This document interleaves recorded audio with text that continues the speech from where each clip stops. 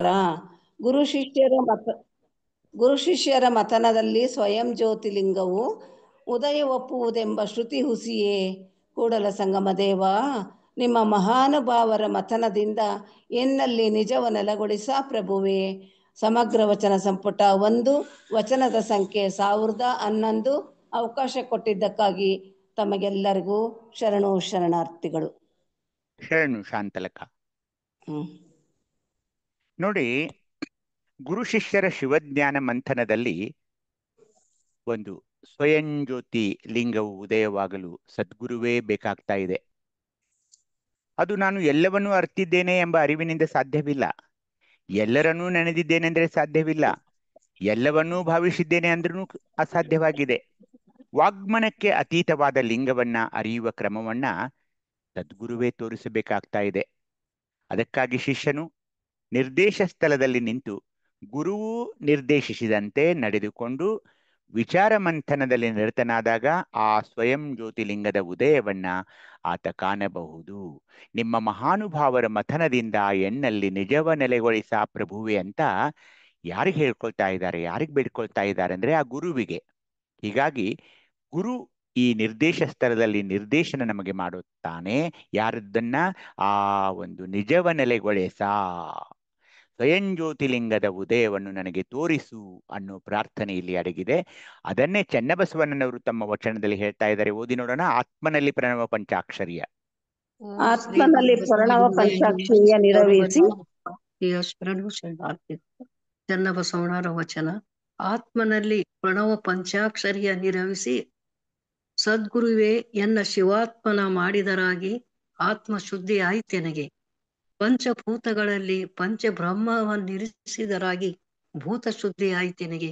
ಅಂಡಜ ಜರಾಯುಜಾತಿ 84 ಲಕ್ಷ ಯೋನಿಯಲ್ಲಿ ಬಹಜೀವನ ಅಯೋನಿಜನ ಮಾಡಿದರಾಗಿ ಜೀವಶುದ್ಧಿ ಆಯ್ತೆನಗೆ. ಅಂಗಾಶ್ರವ ಕಳೆದು ಲಿಂಗಾಶ್ರವ ಮಾಡದಿರಾಗಿ ಮನಶುದ್ಧಿ ಆಯ್ತೆನಗೆ. ಪಶುವೆಂಬ ಅಜ್ಞಾನ ದ್ರವ್ಯವ ಕಳೆದು ಪರಮ ಸುಜ್ಞಾನವ ದ್ರವ್ಯವ ಮಾಡಿದಿರಾಗಿ ದ್ರವ್ಯ ಶುದ್ಧಿ ಆಯಿತೆನಗೆ.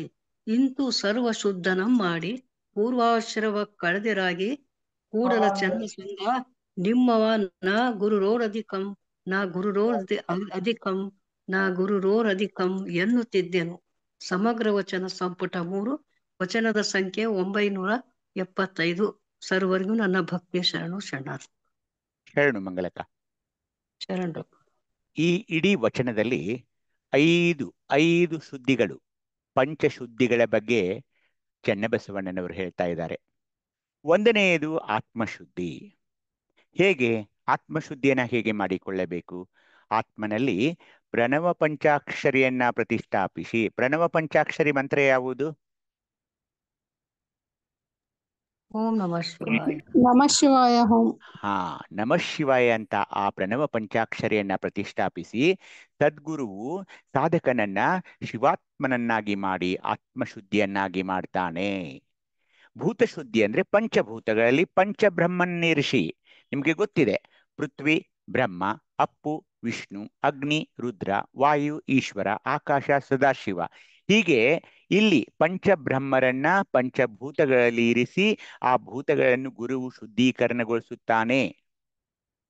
ಜೀವಶುದ್ಧಿ ಕೂಡ ಆಗುತ್ತೆ. ಅಂಡಜ, ಪಿಂಡಜ, ಉದ್ಬಿಜ, ಸ್ವೇದಜ ಅಂತ ನಿಮ್ಗೆ ಗೊತ್ತು. ಈ 4 ಜೀವಿಗಳು 84 ಲಕ್ಷ ಯೋನಿಗಳಲ್ಲಿ ಬರುವ ಈ ಜೀವಗಳನ್ನ ಅಯೋನಿಜನನ್ನಾಗಿ ಮಾಡಿ ಸದ್ಗುರುವು ಜೀವಶುದ್ಧಿಯನ್ನು ಕೂಡ ಮಾಡ್ತಾನೆ. ಮನಃಶುದ್ಧಿ ಅಂತ ಒಂದು ಬಂತು. ಶಿವಯೋಗದ ಲಿಂಗಾಂಗ ಸಾಮರಸ್ಯದಲ್ಲಿ ಅಂಗಾಶ್ರಯವ ಕಳೆದು ಲಿಂಗಾಶ್ರಯವ ಮಾಡಿ ಮನಃಶುದ್ಧಿಯನ್ನು ಗುರುವು ಮಾಡ್ತಾನೆ. ಅದಕ್ಕೆ ದಿನಾನಿತ್ಯ ಇಷ್ಟಲಿಂಗ ಪೂಜೆ ಬೇಕು. ದ್ರವ್ಯಶುದ್ಧಿ ಅಂದ್ರೆ ನಮ್ಮಲ್ಲಿರುವ ಪಶುವೆಂಬ ಅಜ್ಞಾನ ದ್ರವ್ಯವನ್ನ ತೆಗೆದುಹಾಕಿ ಶಿವಜ್ಞಾನವೆಂಬ ಪರಮ ಸುಜ್ಞಾನ ದ್ರವ್ಯವನ್ನ ಕರುಣಿಸಿ ಗುರುವು ದ್ರವ್ಯಶುದ್ಧಿಯನ್ನ ಮಾಡ್ತಾನೆ. ಹೀಗೆ ಸರ್ವಶುದ್ಧಿಯನ್ನೂ ಮಾಡಿ ಪೂರ್ವಾಶ್ರಯವನ್ನ ಕಳೆದು ಪಾವನ ಮಾಡಿದ ಸದ್ಗುರುವಿಗಿಂತ ಶ್ರೇಷ್ಠರಾರೂ ಮತ್ತಿಲ್ಲ ಅಂತ ಹೇಳ್ತಾರೆ. ನ ಗುರುರಧೋಕಂ ನ ಗುರುರಧೀಕಂ ನ ಗುರೋರಧಿಕಂ ಅಂತ 3 ಸಾರಿ ಹೇಳ್ತಾ ಇದ್ದಾರೆ ಚೆನ್ನಬಸವಣ್ಣನವರು. ಪರಮಾತ್ಮನೆಂದರೆ ಆತ ವಾಗ್ಮನಾತೀತ ಜ್ಯೋತಿರ್ಲಿಂಗ. ಗುರುವಿನ ಕೃಪೆಯಾದೊಡನೆ ಅದು ಆವಿರ್ಭವಿಸುವುದು. ಅದನ್ನು ಕಂಡ ಶರಣನು ಜಗವನ್ನೆಲ್ಲ ಮರೆತು ಬಿಡ್ತಾನೆ. ಆಗ ಅವನಿಗೆ ಕಾಣುವುದೆಲ್ಲ ಕೇವಲ ಪರಮಾತ್ಮ. ಚಿತ್ತ ವೃತ್ತಿಗಳ ಪ್ರವಾಹವು ಪರಂಪರಾಗತ ಸಂಸ್ಕಾರಗಳ ಬಲದಿಂದ ಯಾವಾಗ್ಲೂ ಏನ್ ಮಾಡ್ತವೆ ಗೊತ್ತಾ? ಸಾಂಸಾರಿಕ ಭೋಗಗಳತ್ತೇ ಹರಿತವೆ ಅವು. ಆ ಸಂಸ್ಕಾರಗಳು ಸಾತ್ವಿಕವಾಗಿದ್ದರೆ ಸತ್ವ ಪ್ರವಾಹ ಪ್ರವಹಿಸುತ್ತದೆ, ರಾಜಸಿಕವಾಗಿದ್ದರೆ ರಾಜಸ ಪ್ರವಾಹವು ಹರಿಯುತ್ತದೆ, ತಾಮಸವಿದ್ದರೆ ತಾಮಸ ಪ್ರವಾಹಗಳೇ ಸಾಗ್ತಾ ಇವೆ. ಲೌಕಿಕ ಮಾನವನ ಸಂಸ್ಕಾರಗಳು ರಾಜಸ ತಾಮಸವಾಗಿದ್ರೆ ಅವು ಶಿವಾನುಭವಕ್ಕೆ ಪ್ರತಿಬಂಧಕಗಳು ಕೂಡ ಆಗಿವೆ. ಆದ್ರೆ ಶಿವಯೋಗ ಮಾತ್ರ ಈ ರಾಜಸ ತಾಮಸ ಪ್ರವಾಹಗಳನ್ನು ತಡೆಯುವ ಉಪಾಯವಾಗಿದೆ. ಆ ಶಕ್ತಿ ಕೂಡ ಶಿವಾನುಭವಕ್ಕೆ ಇದೆ. ಶಿವಾತ್ಮನು ಆತ ಅಸಂಗನು, ಕೂಟಸ್ಥನು, ನಿತ್ಯನು, ಅಚಲನು. ಯಾರ ಜೊತೆ ಕೂಟಸ್ಥ? ಲಿಂಗದೊಡನೆ ಕೂಟಸ್ಥ. ಸಚ್ಚಿದಾನಂದ ಪರಿಪೂರ್ಣನು, ಗುಣತ್ರಯ ವಿರಹಿತನು. ಗುಣತ್ರಯ ವಿರಹಿತನು ಅಂದ್ರೆ ಯಾರು? ಗುಣತ್ರಯ ವಿರಹಿತನು ಅಂದ್ರೆ ಏನ್ ತಿಳ್ಕೊಂಡ್ರಿ? ನಿರಾಕಾರ ಪರಮಾತ್ಮನ ಪರಿ. ಅಲ್ಲಲ್ಲ, ಗುಣತ್ರಯ. ಗುಣ, 3 ಗುಣ ಯಾವುವು? ಗುಣತ್ರಯ ವಿರಹಿತನು. ಅನಮಮಲ, ಮಾಯಾಮಲ, ಕಾರ್ಮಿಕಮಲ. ಇಲ್ರಿ, ಸಾತ್ವಿಕ ಗುಣ ಮತ್ತ ಗುಣತ್ರಯ ವಿರಹಿತನು ಅಂದ್ರೆ ಆ ಅವಗುಣಗಳನ್ನ ಆತ ಬಿಟ್ಟಿರ್ತಾನೆ. ನಿತ್ಯ ಮುಕ್ತನು ಅವನು, ಅಮರನು, ಸದಾ ನಿರ್ವಿಕಾರ ಸಾಕ್ಷಿಭೂತನು. ಪಂಚಭೂತಗಳ ಪ್ರಕೃತಿಯು ಜಡ, ಪರಿಣಾಮ, ಪರಿಮಿತಿ, ಗುಣತ್ರಯಾದಿ ಧರ್ಮಗಳಿಂದ ಯುಕ್ತವಾಗಿದೆ. ಅದನ್ನೇ ನಾವು ಆಜ್ಞಾಚಕ್ರದಲ್ಲಿ ನೋಡಿದ್ವಿ. ಏನು? ಪಂಚಭೂತಗಳು ಜಡವಾಗಿರ್ತಾವೆ. ಆ ಒಂದು ಚೈತನ್ಯಾತ್ಮಕ ಆತ್ಮ ಆಜ್ಞಾಚಕ್ರದಲ್ಲಿ ಪಂಚಭೂತಗಳನ್ನೇ ಸಂಯೋಗವಾಗೋದನ್ನ ನಾವು ನೋಡಿದ್ವಿ. ಶಿವಯೋಗದಿಂದ ಏನಾಗ್ತಾ ಇದೆ ಅಂದ್ರೆ ಈ ಜಡ ಪ್ರಕೃತಿಯ ವ್ಯಾಮೋಹ ನಾಶವಾಗ್ತಾ ಇದೆ. ಶಿವ ಧ್ಯಾನದಿಂದ ಅಜಡ ರೂಪ ಪರಮಾತ್ಮನ ಸಾಕಾರವಾಗ್ತಾ ಇದೆ. ಅದೇ ಸಂಪ್ರಜ್ಞಾತ ವಿಭೂತಿಯು. ಸದ್ಗುರು ಆ ವಿಭೂತಿಯಿಂದ ಚಿತ್ತ ದರ್ಪಣಕ್ಕೆ ಆವರಿಸಿದ ಅಜ್ಞಾನ ರೂಪ ಮಲಿನವನ್ನ ತಿಕ್ಕಿ ತಿಕ್ಕಿ ಕಳೀತಾ ಇದ್ದಾನೆ. ಆ ಶಿಷ್ಯನ ಚಿತ್ತ ದರ್ಪಣವನ್ನ ಸ್ವಚ್ಛ ಮಾಡ್ತಾನೆ. ಆ ಶಿಷ್ಯನ ಕನ್ನಡಿಯನ್ನ ಹೀಗೆ ಸ್ವಚ್ಛ ಮಾಡ್ತಾನೆ. ಹಾಗೆ ನಿರ್ಮಲವಾದ ಚಿತ್ತ ದರ್ಪಣದಲ್ಲಿ ಶಿಷ್ಯನು ಈಗ ಏನ್ ಮಾಡ್ಕೊಳ್ತಾನೆ? ತನ್ನ ನಿಜ ಸ್ವರೂಪವನ್ನ ಕಂಡ್ಕೊಳ್ತಾನೆ. ಇದನ್ನು ಮಾಡುವ ಗುರುವು ಸರ್ವಶ್ರೇಷ್ಠವಾಗಿದ್ದಾನೆ. ಜ್ಞಾನವು 2 ವಿಧವಾಗಿರ್ತಾ ಇದೆ, ಅಪರೋಕ್ಷ ಮತ್ತು ಅಪರೋಕ್ಷ. ಈಗ ಶ್ರವಣ ಮಾತ್ರದಿಂದ ನಾನು ನಿಮ್ಗೆ ಹೇಳ್ತಾ ಇದ್ದೀನಿ, ನೀವು ಕೇಳ್ತಾ ಇದ್ದೀರಿ. ಇದು directly I am telling to you. ನಿಮ್ಗೆ ಹೇಳ್ತಾ ಇದ್ದೀನಿ, ಇದು ಜ್ಞಾನವು ಪರೋಕ್ಷವಾಗಿದೆ. ಇಲ್ಲಿ ವಸ್ತುವಿನ ಸಾಕ್ಷಾತ್ಕಾರ ಇಲ್ಲ. ಅದಕ್ಕೇನಾಗುತ್ತೆ? ಅನೇಕ ಸಂದು ಸಂಶಯಗಳು, ಆಕ್ಷೇಪಗಳು ತಲೆದೋರೋ ಸಂಭವ ಇರ್ತದೆ. ಪ್ರಶ್ನೆಗಳು ಹುಟ್ಕೊಳ್ತಾವೆ, ಸಂಶಯಗಳು ಹುಟ್ಕೊಳ್ತಾವೆ. ಯಾಕಂದ್ರೆ ನಾನು ಬರೀ ಹೇಳ್ತಾ ಇದ್ದೀನಿ, ನೀವು ಕೇಳ್ತಾ ಇದ್ದೀರಿ. ಶುದ್ಧ ಇಂದ್ರಿಯಗಳಿಗೆ ವೇದ್ಯವಾಗುವ ನಿರಾವೃತ ಅಂದ್ರೆ ಮುಚ್ಚಿರದ ವಸ್ತುವಿನ ಜ್ಞಾನವು ಅಪರೋಕ್ಷವೆನಿಸುವುದು. ಅಲ್ಲಿ ಏನಾಗುತ್ತೆ ಗೊತ್ತಾ? ನಿಮಗೆ ಗೊತ್ತಾಗ್ಬಿಟ್ಟಿದೆ, ಎಲ್ಲ ಮನದಟ್ಟಾಗಿ ಬಿಡುತ್ತೆ. ಯಾವಾಗ ನಿಮಗೆ ಮನದಟ್ಟಾಗುತ್ತೋ ಈ ಜ್ಞಾನದಲ್ಲಿ, ಅಂದ್ರೆ ಈ ಒಂದು ಅಪರೋಕ್ಷದಲ್ಲಿ, ಇದರಲ್ಲಿ ಸಂದು ಸಂಶಯ ಆಕ್ಷೇಪಗಳು ಹೇಳೋದಿಲ್ಲ. ಈ ಅಪರೋಕ್ಷವೇ ನಿಜವಾದ ಜ್ಞಾನವಾಗಿದೆ. ಹೀಗಾಗಿ ಸದ್ಗುರು ಏನ್ ಮಾಡ್ತಾನೆ? ತನ್ನ ಶಿಷ್ಯನಿಗೆ ಅಪರೋಕ್ಷ ಜ್ಞಾನವನ್ನ ಕೊಡ್ತಾನೆ. ಏಕೆಂದ್ರೆ ಆತ ಅಪರೋಕ್ಷಾನುಭವಿಯಾಗಿರ್ತಾನೆ. ಅವನಿಗೆ ಶಿವಾನುಭೂತಿಯ ಅನುಗ್ರಹ ಆಗಿಬಿಟ್ಟಿದೆ. ಯಾರಿಗೆ? ಗುರುವಿಗೆ. ಅವನು ಜೀವನ್ಮುಕ್ತನು. ಅವನು ನೀಡುವ ಶಿವಾನುಭವದಿಂದ ಜೀವನದ ಸಮಸ್ಯೆಗಳು ಪರಿಹಾರವಾಗ್ತಾ ಇವೆ. ಆಂತರಿಕವಾಗಿ ಶಿವಾತ್ಮ ಜ್ಯೋತಿ ಆ ಶಿಷ್ಯನಲ್ಲಿ ಬೆಳಗ್ತಾ ಇದೆ. ಗುರುವಿಗೆ ವಿಕಲ್ಪರಹಿತವಾದ ಜ್ಞಾನ, ನಿಷಿದ್ಧವಲ್ಲದ ಕ್ರಿಯೆ ಮತ್ತು ಲೋಕರಂಜಕವಲ್ಲದ ವೇಷ ಎಂಬ ಜೀವನ್ಮುಕ್ತನ ಲಕ್ಷಣಗಳು ಅಳವಡಲ್ಪಟ್ಟಿವೆ. ಯಾರಿಗೆ? ಆ ಗುರುವಿನಲ್ಲಿ. ಯಾವುದೇ ಕಲ್ಪನೆ, ಸಂಕಲ್ಪ, ವಿಕಲ್ಪ ಈ ತರದ ಜ್ಞಾನ ಇರೋಲ್ಲ. ನಿಷಿದ್ಧವಲ್ಲದ ಕ್ರಿಯೆ, ಆತನ ಕ್ರಿಯೆ ಯಾವಾಗಲೂ ಸಿದ್ಧ ಕ್ರಿಯೆಗಳಾಗ್ತಾ ಇವೆ. ಹಾಗೇನೆ ಲೋಕರಂಜಕವಲ್ಲದ ವೇಷ, ಯಾರನ್ನೂ ಮೆಚ್ಚಿಸಲಿಕ್ಕಾಗಿ ಅವನು ವೇಷಗಳನ್ನು ಧರಿಸೋಲ್ಲ. ಹೀಗೆ ಆ ಗುರುವಿನ ಲಕ್ಷಣಗಳನ್ನು ಹೇಳ್ತಾ ಇದ್ದಾರೆ. ಏನಾಗ್ತಾ ಇದೆ ನಮ್ಮಲ್ಲಿ? ಕಾರ್ಮಿಕ ಮಲದ ಸಂಬಂಧವಾಗಿ ನಮ್ಮಲ್ಲಿ ಕ್ರಿಯಾಶಕ್ತಿ ಕುಂಠಿತವಾಗಿ. ಕ್ರಿಯಾಶಕ್ತಿ ಎಲ್ಲಿ ಬರ್ತಾ ಇದೆ? ಆಚಾರ ಲಿಂಗದಲ್ರಿ. ಆಚಾರ ಲಿಂಗ ಅಥವಾ ಆಧಾರ ಚಕ್ರ. ಈ ಜೀವರಲ್ಲಿ ಕ್ರಿಯಾಶಕ್ತಿ ಕುಂಠಿತವಾಗಿ ಕಾಯಕ್ಕೆ ಕತ್ತಲೆಯಾಗಿ ಅವನತಿಯ ಆಗಾರವಾದ ಅನಾಚಾರ ದುರಾಚಾರಗಳಲ್ಲಿ ಆಸಕ್ತಗೊಳಿಸ್ತಾ ಇದೆ ನಮ್ಮಣ್ಣ. ಶಿವಾಂಶಿಕನಾದ ಜೀವಾತ್ಮನಿಗೆ ಮಹತ್ತೆನಿಸುವ ತನ್ನ ಮೂಲ ಶಿವ ಸ್ವರೂಪದರಿವಿನ ಶಿವಭಾವವನ್ನ ಮರಿಸಿ, ನಾನು ಶಿವಾತ್ಮ ಅನ್ನೋದನ್ನೇ ಮರಿಸಿ, ಜ್ಞಾನಶಕ್ತಿಯನ್ನ ಕ್ಷೀಣಿಸಿ ಕಿಂಚಿತ್ತೆನಿಸುವ ಭ್ರಮೆಯಾಗಿ ಮುಸುಕಿದ್ದೇ ಅನವಮಲ. ಜ್ಞಾನಶಕ್ತಿ ಎಲ್ಲಿದೆ? ಮಹೇಶ ಸ್ಥಳದಲ್ಲಿದೆ ಅಪ್ಪರೇ. ಆ ಮನಕ್ಕೆ ಮರವೆಯ ಮಬ್ಬಾಗಿ ಮುಸುಕಿ ಇಚ್ಛಾಶಕ್ತಿಯನ್ನು ಮರೆಮಾಚಿ ಮಾಯಾಮೋಹಕ್ಕೆ ಒಳಗು ಮಾಡಿದ್ದೇ ಮಾಯಾಮಲ. ಇಚ್ಛಾಶಕ್ತಿಯಲ್ಲಿದೆ ಮಣಿಪೂರಕ ಚಕ್ರ. ಅಲ್ಲಿ ಯಾವ ಲಿಂಗ ಇದೆ? ಶಿವಲಿಂಗ. ಶಿವಲಿಂಗ. ಹೀಗಾಗಿ ಈ ಮೂರು ಲಿಂಗಗಳ ಪೂಜೆಯಿಂದ ನಮ್ಮ ಕ್ರಿಯಾಶಕ್ತಿ, ಜ್ಞಾನಶಕ್ತಿ, ಇಚ್ಛಾಶಕ್ತಿ ಕ್ರಮವಾಗಿ ಆಚಾರಲಿಂಗ, ಗುರುಲಿಂಗ, ಶಿವಲಿಂಗ. ಇದು ಶಿವಯೋಗದಲ್ಲಿ ನಾವು ಯಾಕೆ ಮಾಡ್ಕೊಳ್ತಾ ಇದ್ದೀವಿ ಅಂದ್ರೆ ಕಾರ್ಮಿಕ ಮಲ, ನವಮಲ, ಮಾಯಾಮಲಗಳ ನಿವಾರಣೆ ಆಗ್ಬೇಕಾಗ್ತಾ ಇದೆ. ಹೀಗಾಗಿ ನಮ್ಮ ಇಷ್ಟಲಿಂಗ ಪೂಜೆ ಓಂ ನಂ ನಂ ನಂ ಅಂತ ನಾವು ಮೊದಲು ಯಾವ ಲಿಂಗವನ್ನ ಪೂಜಿಸ್ತೀವಿ? ಆಚಾರಲಿಂಗ, ನಂತರ ಗುರುಲಿಂಗ, ನಂತರ ಜಂಗಮಲಿಂಗ. ಹೇಗೆ ಅವನ್ ಪೂಜಿಸ್ತೀವಿ? ನಂ ನಂ ಅಂತ ಆಚಾರಲಿಂಗ, ಮುಂದೆ ನಮ್ಮ ಗುರುಲಿಂಗಕ್ಕೆ ಯಾವ ಯಾವ ಅಕ್ಷರ ಪ್ರಣವಾಕ್ಷರ ಅಂತೀವಿ? ಮಂ ಮಂ ಮಂ ಮಂ. ಮುಂದೆ ಹಾಗೇನೆ ಇದಕ್ಕೆ ಹೋದಾಗ ಶಿವಲಿಂಗಕ್ಕೆ ಯಾವ್ದೇನಂತೀವಿ? ಸಿಂ ಸಿಂ ಸಿಂ ಅಂತೀವಿ ಶಿವಲಿಂಗ. ಹೀಗಾಗಿ ಈ ಮೊಲೆಗಳಿಂದ ಬಾಧಿತರಾದ ಜೀವರ ಭವನೆ ಕಂಡು ಶರಣರ ಹೃದಯ ಕರಗ್ತಾ ಇದೆ. ಇಡೀ ಜೀವರನ್ನೆಲ್ಲ ಶಿವಯೋಗದ ಮೂಲಕ ಮಲಮುಕ್ತಗೊಳಿಸಬೇಕೆಂಬ ಉತ್ಕಟ ಇಚ್ಛೆ ಆ ಶರಣರಲ್ಲಿ ಮನೆ ಮಾಡಿರ್ತಾ ಇದೆ. ಯಾರು ಆ ಶರಣರು? ನಮ್ಮ 12ನೇ ಶತಮಾನದ ಶರಣರು ಎಲ್ಲರೂ ಈ ನಮ್ಮ ಭವನೆಯನ್ನ ನೋಡಿದವರೇ ಇದ್ದಾರೆ. ಹೀಗಾಗಿ ನಮ್ಮನ್ನ ಶಿವಯೋಗದ ಮೂಲಕ ಮಲಮುಕ್ತಗೊಳಿಸಬೇಕೆಂಬ ಉತ್ಕಟ ಇಚ್ಛೆ ಅವರಲ್ಲಿ ಮನೆ ಮಾಡಿದೆ. ಶರಣರಲ್ಲಿ ಅಮಿತವಾದ ಅನುಗ್ರಹ ಶಕ್ತಿ ಇದೆ. ಭಕ್ತ ಜನ ಏನ್ ಬಯಸ್ತಾರೋ ಅವ್ರನ್ನೆಲ್ಲ ತಮ್ಮ ವಚನದ ಮೂಲಕ ಆಶೀರ್ವಾದ ಅವರು ಮಾಡ್ತಾ ಇದ್ದಾರೆ.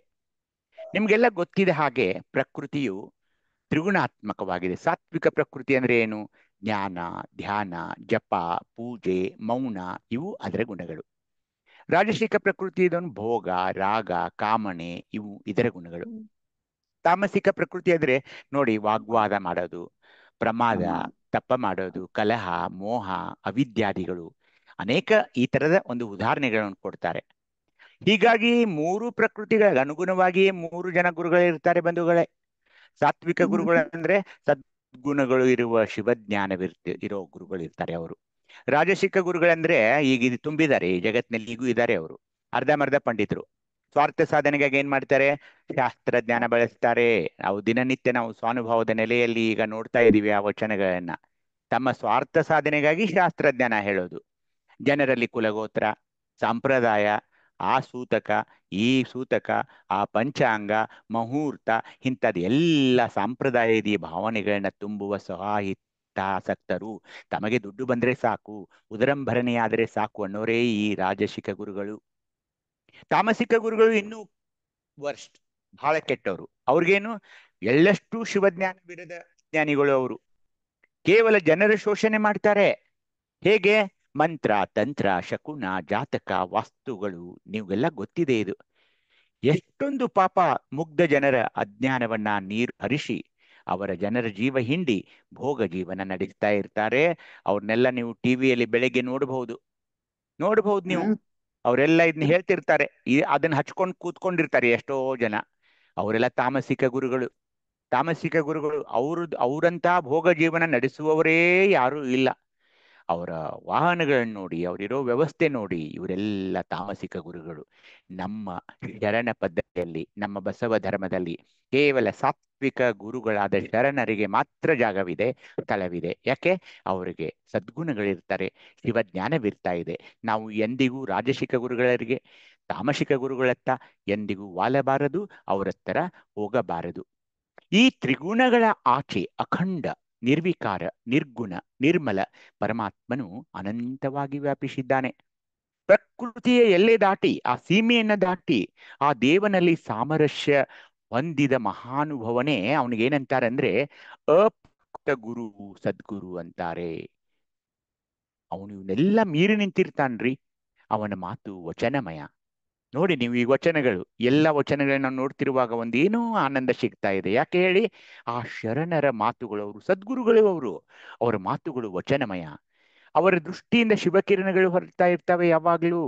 ಅವರ ಅಂಗಾಂಗಗಳೆಲ್ಲ ಶಿವಾನಂದ ರಸ ತುಂಬಿ ತುಳುಕ್ತಾ ಇರ್ತದೆ ಅವರಲ್ಲಿ. ಪ್ರಾಪಂಚಿಕ ದುಃಖಗಳು ಅವರನ್ನ ಸ್ಪರಿಸೋದಿಲ್ಲ. ಯಾವಾಗ್ಲೂ ಅವರು ನಿಶ್ಚಿಂತರಾಗಿರ್ತಾರೆ, ಸದಾ ನಿರಾಮಯವಾಗಿರ್ತಾರೆ. ಹೀಗಾಗಿ ಅವರಿಂದ ವಚನಗಳು ಮೂಡಿ ಬಂದಿವೆ. ಅಪ್ರಾಕೃತನಾದ ಈ ಸದ್ಗುರುವು ಕ್ಷೀರಸಾಗರ.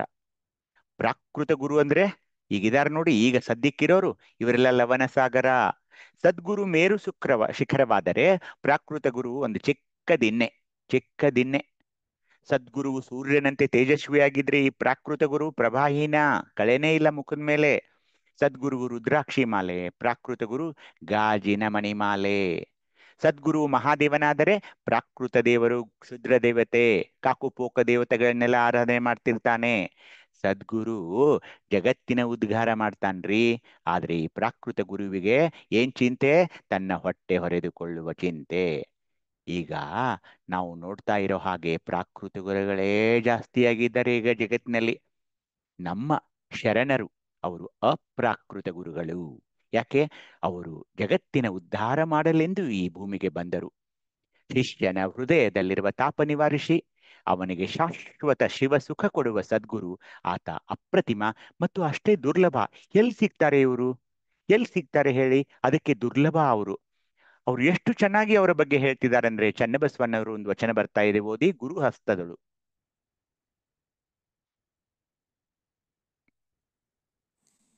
ಓಂ ಶ್ರೀ ಗುರು ಬಸವಲಿಂಗಾಯ ನಮಃ. ಚನ್ನಬಸವನವರ ವಚನ. ಗುರು ಹಸ್ತದೊಳು ಪುನರ್ಜಾತನಾದ ಭಕ್ತನಲ್ಲಿ ಆವ ಜನ್ಮ ಜಾತಿಯ ಬೆದಕಲಪ್ಪುದು. ಅವೆಲ್ಲ ಪ್ರಾಕೃತರಿಗಲ್ಲದೆ ಅಪ್ರಾಕೃತರಿಗುಂಟೆ ಹೇಳ.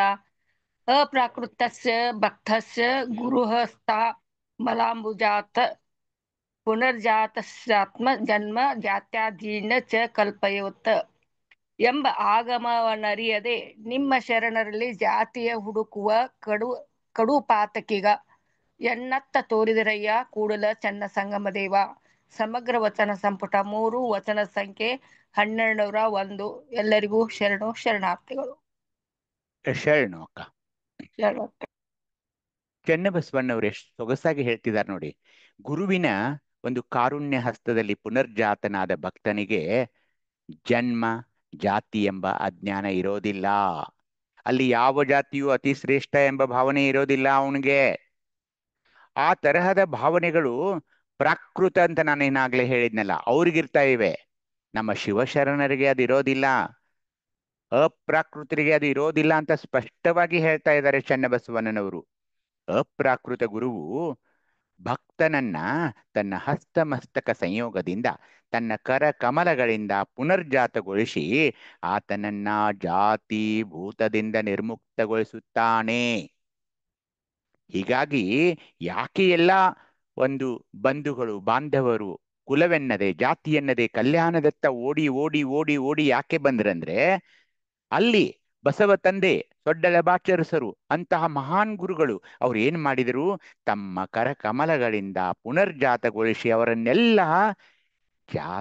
ಜಾತಿ ಭೂತದಿಂದ ನಿರ್ಮುಕ್ತಗೊಳಿಸಿ ಕೇವಲ ಲಿಂಗವಂತರು, ಲಿಂಗಾಯತರು ಅಂತ ಅವ್ರನ್ನ ಮಾಡಿದರು.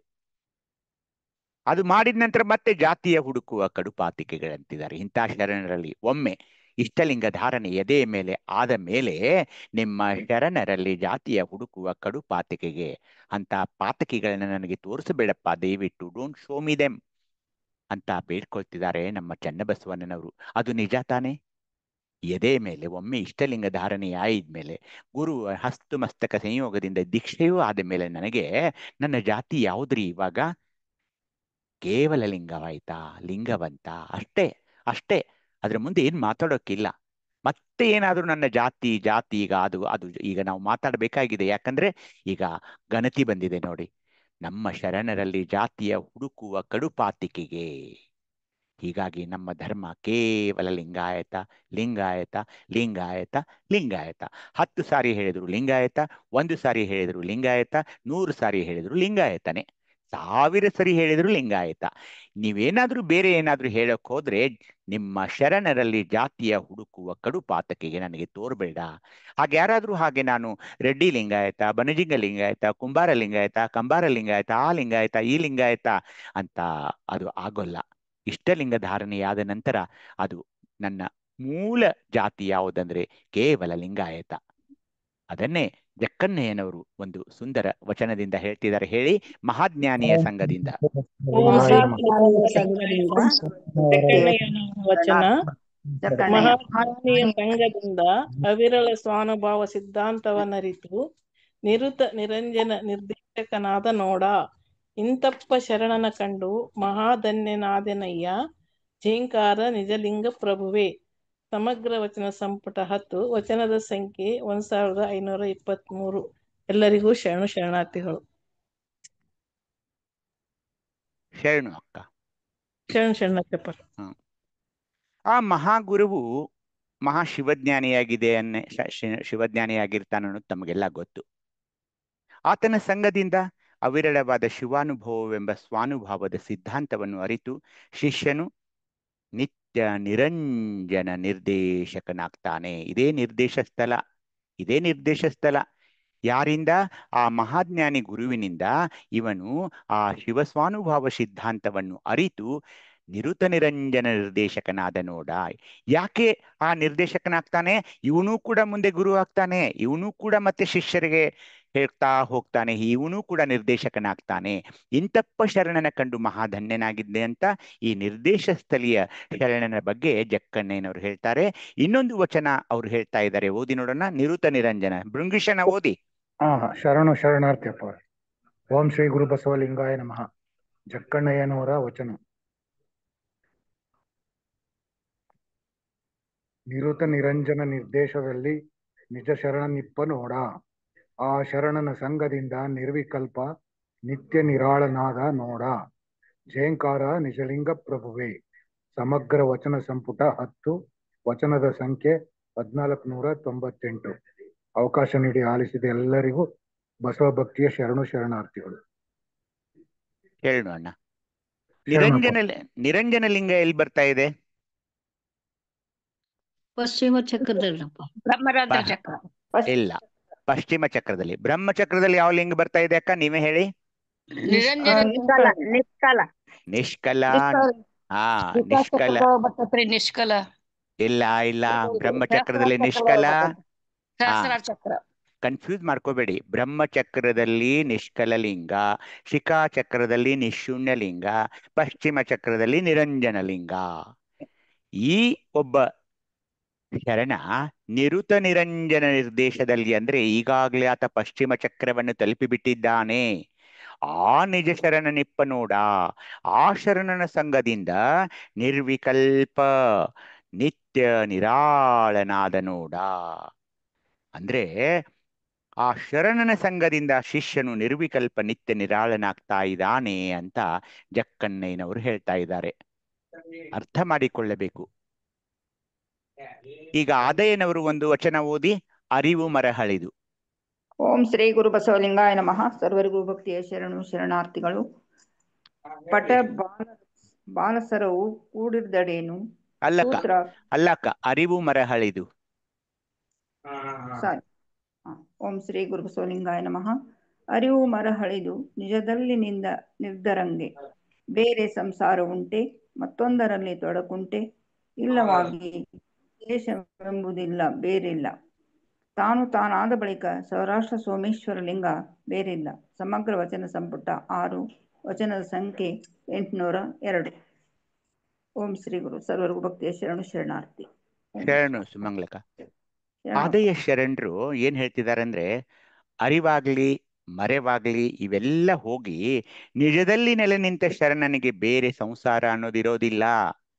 ಅಂತಹ ಯಾವ ಸಂಸಾರ ಬಂಧದ ತೊಡಕುಗಳು ಇರೋದಿಲ್ಲ. ಶಿವಯೋಗದಲ್ಲಿ ನಿತ್ಯ ನಿರತನಾಗಿ ಶಿವಯೋಗಿಯಾದ ಶರಣನಿಗೆ ಈಗ ಗುರುವಿನ ನಿರ್ದೇಶವೆಂಬುದರ ಅಗತ್ಯವೂ ಇಲ್ಲ. ಯಾಕೆ? ಈಗೆಲ್ಲ ಅವನು ತಿಳ್ಕೊಂಡ್ಬಿಟ್ಟಿದ್ದಾನೆ. ಮತ್ತೆ ಈಗ ಆತಗೆ ನಿರ್ದೇಶನ ಬೇಕಾಗಿಲ್ಲ ಅಂತ ಗುರುವಿನ ಸಂಪೂರ್ಣ ಶಿವಜ್ಞಾನದ ಅನುಗ್ರಹದ ನಂತರ, ಶಿವಯೋಗ ಘನೀಭೂತವಾದ ನಂತರ ನಿರ್ದೇಶದ ಅವಶ್ಯಕತೆ ಇಲ್ಲ ಅಂತ ಆದೇನವ್ರಿಗೆ ಹೇಳಬೇಕಾಗಿದೆ. ಯಾಕೆ? ಈಗ ಗುರು ಎಲ್ಲವನ್ನು ಶಿಷ್ಯನಿಗೆ ಎರೆದು ಬಿಟ್ಟಿದ್ದಾನೆ.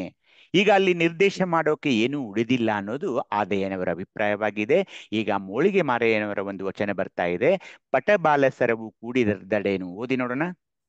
ಓಂ ಶ್ರೀ ಗುರು ಓಂ ಬಸವಲಿಂಗಾಯ ಶ್ರೀ ಗುರು ಬಸವಲಿಂಗಾಯ ನಮಃ. ವಚನ. ಮೋಳ್ಗಿ ಪಟ ಮಾರಯ್ಯನ ವಚನ. ಬಾಲಸರವು ಪಟ ಕೂಡಿದ್ದಡೇನು, ಬಾಲರಸವು ಸೂತ್ರ ಕಿಂಚಿತ್ತು ಕೂಡಿದ್ದಡೇನು, ತಪ್ಪಿದಡಿ, ಸೂತ್ರ ಕೇಚರತ್ವದಲ್ಲಿ ಕಿಂಚಿತ್ತು ಅಡಲರಿಯದಂತಿ, ಹೊರಗಣ ಮಾತಿನಿಂ ಗುರುವೆಂದು ಶರಣೆಂದಡೇನಾಯಿತ್ತು.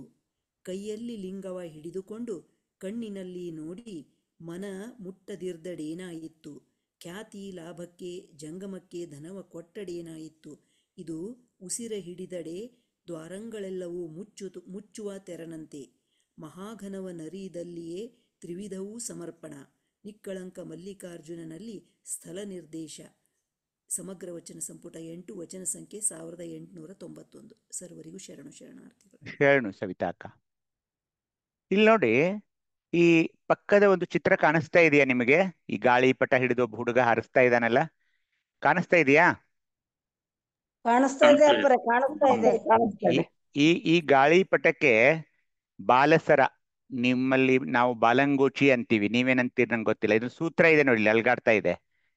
ಇದಿಲ್ದೆ ಬರೀ ಹಾರ್ಸೋಕ್ ಬರೋಲ್ಲ ಗಾಳಿಪಟ, ಹೌದಾ? ಗೊತ್ತಾಯ್ತಾ? ಇದು ನೋಡಿ, ಈ ತರ ಇಲ್ಲಿ ಹಲ್ಗಾಡ್ತಾ ಇದೆ ಅಲ್ಲ, ಅದು ಪಟಬಾಲಸರವು ಕೂಡಿದೆರ್ದಡೇನು ಅಂದ್ರೆ ಏನು? ಗಾಳಿಪಟವು ಬಾಲಂಗೋಚಿಯ ಜೊತೆಗಿದ್ದರೇನು? ಆ ಸೂತ್ರ ಸ್ವಲ್ಪ ತಪ್ಪಿದರು ಅಥವಾ ಹರಿದರು ಹಾರಾಡಲಾಗದ ಪಕ್ಷಿಯಂತೆ ಹೊಯ್ದಾಡುತ್ತದೆ. ಇದು ಇರ್ದಿದ್ರೆ, ಅದಕ್ಕೆ ಈ ಬಾಲಂಗೋಚಿ ಅನ್ನೋದು ಇರ್ದಿದ್ರೆ ಈ ಗಾಳಿಪಟ ಕೆಳಗೆ ಬೀಳೋಕ್ ಶುರು ಆಗುತ್ತೆ, ಒಂದು ಆಕಾಶದಲ್ಲಿ ಅಳಗಾಡಕ್ಕಾಗೋಲ್ಲ. ಸೂತ್ರ ಕಿಂಚಿತ್ತು ತಪ್ಪಿದಡೆ ಖೇಚರತ್ವದಲ್ಲಿ ಆಡಲರಿಯದಂತೆ, ಅಂದ್ರೆ ಹಾರಾಡಲಾಗದ ಒಂದು ಪಕ್ಷಿಯಂತೆ ಅದು ಹೊಯ್ದಾಡೋಕ್ ಶುರು ಆಗುತ್ತೆ ಅಂತ ಹೇಳ್ತಿದ್ದಾರೆ. ಬರೀ ಡಾಂಬಿಕವಾದ ಮಾತಿನಲ್ಲಿ ಗುರುವಿಗೆ ಶರಣು ಅಂದ್ರೆ ಏನು ಉಪಯೋಗ? ಕರಹಸ್ತದಲ್ಲಿ ಇಷ್ಟಲಿಂಗವನ್ನ ಹಿಡಿದುಕೊಂಡು ಬರೀ ಕಣ್ಣಿನಿಂದ ನೋಡುತ್ತಾ ಕುಳಿತು ಅದನ್ನು ಮನಕ್ಕೆ ಇಳಿಸಿ ಸ್ಪರ್ಶಿಸದಿದ್ರೆ ಹೇಗೆ? ಸಮಾಜ ತನ್ನನ್ನು ಹೊಗಳಲೆಂಬ ಖ್ಯಾತಿಗಾಗಿ ಜಂಗಮಕ್ಕೆ ಧನವ ಕೊಟ್ರೆ ಏನ್ ಪ್ರಯೋಜನ? ಆದ್ದರಿಂದ ಶಿವಯೋಗದ ಕುಂಭಕದಲ್ಲಿ ಉಸಿರು ಹಿಡಿದಾಗ ಬಹಿರ್ಮುಖವಾಗಿ ಚಲಿಸುವ ದೇಹದ ಎಲ್ಲಾ ದ್ವಾರಗಳು ಮುಚ್ಚಿ ಅಂತರ್ಮುಖವಾಗುವಂತೆ ಪರವಸ್ತುವನ್ನು ಅರಿತಾಗ ಮಾತ್ರ ತನುಮನಧನದ ಸಮರ್ಪಣೆ ಗುರುಲಿಂಗ ಜಂಗಮಕ್ಕೆ ಆಗೋದಿದೆ. ಇದುವೇ ಸ್ಥಳ ನಿರ್ದೇಶನ ರೀ. ಮಹಾಘನವನರಿದಲ್ಲಿಯೇ ತ್ರಿವಿಧವು ಸಮರ್ಪಣ. ಆ ಶಿವಯೋಗದ ಜ್ಞಾನವಿಲ್ಲದೆ ನಾವು ಏನ್ ಮಾಡಿದ್ರು ಅದು ನಿಷ್ಫಲವಾಗ್ತಾ ಇದೆ ಅನ್ನೋದನ್ನ ಮಾರಯ್ಯನವರು ಹೇಳ್ತಾ ಇದ್ದಾರೆ. ಗಾಳಿಪಟಕ್ಕೆ ಸೂತ್ರ ಎಷ್ಟು ಅವಶ್ಯವೋ ಹಾಗೆಯೇ ಶಿವಯೋಗಕ್ಕೆ ಸದ್ಗುರುವಿನ ಸ್ಥಳ ನಿರ್ದೇಶ ಅಂದ್ರೆ ಏನು? ನಿರ್ದೇಶನ. ಶಿವಯೋಗದಲ್ಲಿ ಮುಂದುವರಿಯುವ ಪಥವನ್ನ ನಮಗೆ ನಿರ್ದೇಶನ ಯಾರು ಮಾಡ್ತಾರೆ? ನಮ್ಮ ಗುರು ಅನ್ನೋದನ್ನ ಈ ನಿರ್ದೇಶ ಸ್ಥಳದಲ್ಲಿ ನಮ್ಮ ಮೋಳಿಗೆ ಮಾರಯ್ಯನವರು ಹೇಳ್ತಿದ್ದಾರೆ. ಹೀಗಾಗಿ ಆ ಅಪ್ರತಿಮ ಗುರು ನಮಗೆ ಈ ನಿರ್ದೇಶನವನ್ನ ಮಾಡ್ತಾನೆ ಅನ್ನೋದನ್ನ ಅರಿತುಕೊಂಡು ಮುಂದಿನ ಒಂದು ಸ್ಥಳ ಶೀಲ ಸಂಪಾದನ ಸ್ಥಳ ಅಂತ ಬರ್ತಾ ಇದೆ. ನಿಮ್ಗೆಲ್ಲ ಗೊತ್ತಿದ್ದ ಹಾಗೆ ಶೀಲ ಅಂದ್ರೆ ಇದು 79ನೇ ಸ್ಥಳ. ಶೀಲ ಅಂದ್ರೆ ಆಚಾರ, ಸ್ವಭಾವ. ಶಿವಜ್ಞಾನವನ್ನ ಅರಿತು ಆಚರಿಸಿ ಶಿವಮಯಮಾಗೋದು. ಇದು ಅಷ್ಟೊಂದು ಸುಲಭನಾ? ಇಲ್ಲ. ಇದು ಶಿಷ್ಯನ ಮುಂದಿರುವ ಒಂದು ದೊಡ್ಡ ಸಮಸ್ಯೆಯಾಗಿದೆ. ಯಾಕೆ ಹೇಳಿ? ಆತನು ಶೀಲವಂತನಾಗಿ ಆಚರಿಸಬೇಕಾಗುತ್ತದೆ. ಶಿವನೋರ್ವನೇ ಸತ್ಯನು, ನಿತ್ಯನು, ಅನ್ಯ ದೈವವಿಲ್ಲ ಅನ್ನೋದನ್ನ ತಿಳುವಳಿಕೆ ಮಾಡ್ಕೊಳ್ಬೇಕಾಗುತ್ತದೆ. ಅದು ಒಂದು ಶೀಲವೇ. ಕಾಕುಪೋಕ ದೇವರನ್ನು ನಾನು ಆರಾಧಿಸಬಾರದು ಅಂತ ತಿಳ್ಕೊಳ್ಳೋದು ಒಂದು ಶೀಲವೇ. ಈ ಜ್ಞಾನ ಶಿಷ್ಯನಿಗೆ ಏನ್ ಮಾಡ್ತಾ ಇದೆ ಹೇಳಿ? ಈ ಶೀಲ ಸಂಪಾದನಾ ಸ್ಥಳದಲ್ಲಿ ಶಿವೈಕನಿಷ್ಠ, ಒಂದೇ ಒಂದು ದೇವರು ನನಗೆ ನನ್ನ ಇಷ್ಟಲಿಂಗ, ಆತನನ್ನು ಅನುಸಂಧಾನ ಮಾಡೋದ್ರಿಂದ ನನಗೆ ಈ ಶೀಲ ಸಂಪಾದನಾ ಸ್ಥಳ ಪ್ರಾಪ್ತಿಯಾಗೋದಿದೆ. ಶಿವಜ್ಞಾನ ಪ್ರಾಪ್ತಿಗಾಗಿ ಸಮುತ್ಕಂಠನಾಗಿರುವ ಯೋಗಿಯೇ ಶೀಲವಂತನೆನಿಸ್ತಾನೆ. ಹೇಗೆ? ದಿನನಿತ್ಯ ಇಷ್ಟಲಿಂಗ ಪೂಜೆ, ಅದನ್ನು ಬಿಟ್ಟು ಬೇರೆ ಏನು ಅವನಿಗೆ ಗೊತ್ತಿಲ್ಲ. ಅದಕ್ಕೆ ಸಮುತ್ಕಂಠ ಅಂದ್ರೆ ಏನು? ಶಿವಜ್ಞಾನ, ಕೇವಲ ಶಿವಜ್ಞಾನ. ಅದು ಇಷ್ಟಲಿಂಗ ಅರ್ಚನೆಯ ಮೂಲಕ. ಶ್ರೀ ಗುರುವಿನ ಕೃಪೆಯಿಂದ ಶಿವಾನುಭೂತಿ ಪಡೆದ ಶರಣನು ಶೀಲವಂತನಾಗಿರ್ತಾನೆ.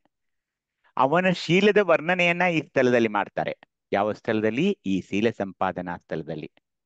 ಭಕ್ತಿ ಮತ್ತು ಶಕ್ತಿ ಉಪಾಧಿಗಳೆರಡೂ ವಿಲೀನಗೊಂಡಾಗ, ಈಗ ಫಾರ್ ಎಕ್ಸಾಂಪಲ್ ಆಚಾರ ಚಕ್ರದಲ್ಲಿ ಅಲ್ಲಿರುವ ಭಕ್ತಿ ಶ್ರದ್ಧಾಭಕ್ತಿಯಾಗಿದೆ. ಶಕ್ತಿ ಯಾವುದಿದೆ ಅಲ್ಲಿ? ಕ್ರಿಯಾ. ಹಿಂಗ್ ನೆನಪಿಟ್ಕೋಬೇಕು. ಭಕ್ತಿ ಮತ್ತು ಶಕ್ತಿ ಇವೆರಡು ವಿಲೀನಗೊಂಡಾಗ ಇವುಗಳಿಂದ ಬಂದ ಅಂಗಭಾವ ಮತ್ತು ಲಿಂಗಭಾವ ಎರಡೂ ಮರೆಯಾಗಿ ಮಹಾಕಾಶದಂತಿರುವ ಪರಶಿವನೊಬ್ಬನೇ ಪ್ರಕಾಶಿಸ್ತಾ ಇದ್ದಾನೆ. ಅಂಗ ಮತ್ತು ಲಿಂಗಭಾವಗಳನ್ನ ಮರೆತು ಪರಮನೇ ತಾನೆಂಬ ಪವಿತ್ರಾನುಭಾವತಿ ಪಡೆಯೋದೇ ಶಿವತತ್ವ ಪರೋಕ್ಷ. ಇಂತಹ ಅಪರೋಕ್ಷ ಜ್ಞಾನವನ್ನ ಪಡೆದ ಭಾಗ್ಯವಂತನೇ ಪರಮಗುರು. ಅವನು ಜೀವನ್ಮುಕ್ತ, ಅವನು ನಿಸ್ವಾರ್ಥಿ, ಅವನು ಜಗದ ಕಲ್ಯಾಣಕ್ಕಾಗಿ ಮಾತ್ರ ದುಡಿತಾ ಇರ್ತಾನೆ. ತಾನು ಅನುಭವಿಸಿದ ಶಿವಾನಂದವನ್ನ ಜೀವಿಗಳಿಗಾಗಿ ಆ ಗುರು ಸುರಿದು ನೀಡ್ತಾನೆ. ತನ್ನ ಯುಕ್ತಿ ಪ್ರಯುಕ್ತಿಗಳಿಂದ ಆ ಪರಮ ತತ್ವವನ್ನ ಎಲ್ರಿಗೂ ಹೇಳ್ತಾ ಹೋಗ್ತಾನೆ. ಗುರುವು ಉಪದೇಶಿಸುವ ಪರಮ ಪವಿತ್ರ ಪರವಸ್ತುವನ್ನ ನಾವು ಅರಿಬೇಕು, ಅವನಲ್ಲಿ ಬೆರೆಯಬೇಕು ಎಂಬ ಬಯಕೆ, ಆಶೆ ನಮ್ಮ ಶೀಲ ಅರ್ಥ ಮಾಡಿಕೊಳ್ಳಬೇಕು. ನಮ್ಮ ಶೀಲ ಏನಂದ್ರೆ, ನಾನು ಶಿವನಲ್ಲಿ ಬೆರೆಯಬೇಕು, ಶಿವೈಕ್ಯನಾಗಬೇಕು, ಲಿಂಗೈಕ್ಯನಾಗಬೇಕು. ಈ ಮಂಗಲಶೀಲವುಳ್ಳವನೇ ಶೀಲವಂತ, ಆತನೇ ನಿಜ ಶರಣ. ಅದೇ ಈ ಶೀಲ ಸಂಪಾದನಾ ಸ್ಥಳದಲ್ಲಿ ಬರ್ತಾ ಇದೆ. ಅದನ್ನ ಹಡಪದ ಅಪ್ಪಣ್ಣವರು ಅಂದ್ರು, ಶೀಲವಂತರು ಎಂದೇನು ಅಂತ ಒಂದು ವಚನ ಬರ್ತಾ ಇದೆ. ಓದಿ ನೋಡೋಣ ಹಡಪದ ಅಪ್ಪಣ್ಣನವರ ವಚನವನ್ನ. ಓಂ ಶ್ರೀ ಗುರು ಬಸವಲಿಂಗಾಯ ನಮಃ. ಎಲ್ಲರಿಗೂ ಶರಣಾರ್ಥಿಗಳು. ಹಡಪದ ಅಪ್ಪಣ್ಣನ ವಚನ. ಶೀಲವಂತರು ಎಂದೇನು? ಶೀಲವಂತಿಕೆಯೇನಾರು ಬಲ್ಲರು? ಶೀಲವಾದರೆ ಶಿವನೊಳು ಬೆರೆವುದು ಶೀಲ. ಶೀಲವಾದರೆ ಗುರು ಲಿಂಗ ಜಂಗಮವ ತನ್ನೊಳಗಿರಿಸಿಕೊಳ್ಳುವುದೇ ಶೀಲ. ಅದಕ್ಕೆ ಮೀರಿದ ಶೀಲವಾದರೆ ಹಸಿವು, ತೃಷೆ, ನಿದ್ರೆ, ವಿಷಯವು ಕೆಡಿಸುವುದು ಶೀಲ. ಅದಕ್ಕೆ ತುರ್ಯಾಯತೀತ ಶೀಲವಾದರೆ ಬಾಲನಾಗಿ ತನ್ನ ಲೀಲಾ ವಿನೋದವ ಭೂಮಿಯ ಮೇಲೆ ನಟಿಸುವುದೇ ಶೀಲ. ಇದನ್ನರಿಯದೆ ಶೀಲವೆಂದು ಮನೆಗೆ ಶೀಲವಿಲ್ಲದೆ ತನಗೆ ಕಾಯ ಕೃತ್ಯವಲ್ಲದೆ ಇದನ್ನರಿದು ಮೋಹ ಘನವನೇ ಮರೆದು ಮನವನೇ ಬಳಲಿಸಿ ಘನವ ಮಾಡಿ ತನುವ ಒರೆದೆನೆಂಬ ಬಿನುಗಾರ ನುಡಿಯ ಮೆಚ್ಚುವನೆ ನಮ್ಮ ಬಸವಪ್ರಿಯ ಕೂಡಲ ಚನ್ನಬಸವಣ್ಣ. ಸಮಗ್ರ ವಚನ ಸಂಪುಟ 9, ವಚನದ ಸಂಖ್ಯೆ 1033. ಶರಣಾರ್ಥಿಗಳು ಎಲ್ಲರಿಗೂ. ಶರಣು ಅಕ್ಕ. ಹಡಪದ ಅಪ್ಪಣ್ಣನವ್ರು ಏನಂದಿದಾರಂದ್ರೆ, ಶೀಲವಂತರು ಅಂತ ಅಂತಾರೆ. ಅಂದಿಲ್ಲ, ಏನ ಪಾಳೆ ಬರ್ಬೇಕ, ಲಘುನ ಅನ್ಬೇಕು. ಮ್ಯೂಟ್ ಮಾಡ್ಕೊಳ್ಳಿ ಅಕ್ಕ. ಸರ್ವಮಂಗಳ ಅಕ್ಕ ಮ್ಯೂಟ್ ಮಾಡ್ಕೊಳ್ಳಿ. ಶೀಲವಂತರು ಅಂದ್ರೆ ಯಾರು? ಅವರು ಅತ್ಯಂತ ವಿವರವಾಗಿ ಹೇಳ್ತಾ ಇದ್ದಾರೆ, ನೇರವಾಗಿ ಹೇಳ್ತಾ ಇದ್ದಾರೆ. ಏನು? ಶಿವನೊಳಗೆ ಬೆರೆಯುವುದೇ ಶೀಲ. ಶೀಲವಾದರೆ ಶಿವನೊಳು ಬೆರೆಯುವುದೇ ಶೀಲವಾದರೆ ಗುರುಲಿಂಗ ಜಂಗಮ ತನ್ನೊಳಗೆ ಇರಿಸಿಕೊಳ್ಳುವುದೇ ಶೀಲ. ತ್ರಿವಿಧ ತತ್ವಗಳಿವೆ ಅಲ್ಲ, ಗುರು ಲಿಂಗ ಜಂಗಮರನ್ನ ಆ ತತ್ವಗಳನ್ನ ಅರಿತು ತನ್ನಲ್ಲಿ ಅವುಗಳನ್ನ ಅಳವಡಿಸಿಕೊಳ್ಳೋದೇ ಶೀಲವಾಗಿದೆ. ಹಸಿವು, ನೀರಡಿಕೆ, ನಿದ್ರೆ ಮುಂತಾದವುಗಳ ಮೇಲೆ ನಿಯಂತ್ರಣ ಮಾಡುವುದು ಸೂರ್ಯಾತೀತ ಶೀಲ ಅನಿಸ್ತಾ ಇದೆ. ಮುಗ್ಧ ಮತ್ತು ನಿರ್ಮಲ ನಿಷ್ಕಮಲಶ ಮಗುವಿನ ಹಾಗೆ ತನ್ನ ಲೀಲಾ ವಿನೋದಗಳನ್ನ ಈ ಜಗತ್ತಿನಲ್ಲಿ ತೋರುತ್ತಾ ನಟಿಸುವುದು ಕೂಡ ಆ ಶಿವನ ಶೀಲವಾಗಿದೆ. ಇದನ್ನು ಅರಿಯದೆ ಶೀಲ ಅಂತ ಮನೆಗೆ ಶೀಲವಂತನಾಗಿರದೆ, ಯಾವುದೇ ಸತ್ಯ ಶುದ್ಧ ಕಾಯಕ ಮಾಡದೆ, ಮಹಾಘನವ ಪರವಸ್ತುವನ್ನೇ ಮರೆತು ಮನವನ್ನು ಅಶುದ್ಧ ಮಾಡಿಕೊಂಡು ತೋರಿಕೆಗೆ ಘನವ ಮಾಡಿದ್ದೇನೆಂದು ಹೇಳ್ತಾ ಹೊಟ್ಟೆ ಹೊರೆಯುವ ಈ ಡಾಂಬಿಕರ ನುಡಿಗಳನ್ನ ಶಿವ ಮೆಚ್ಚೋದಿಲ್ಲ.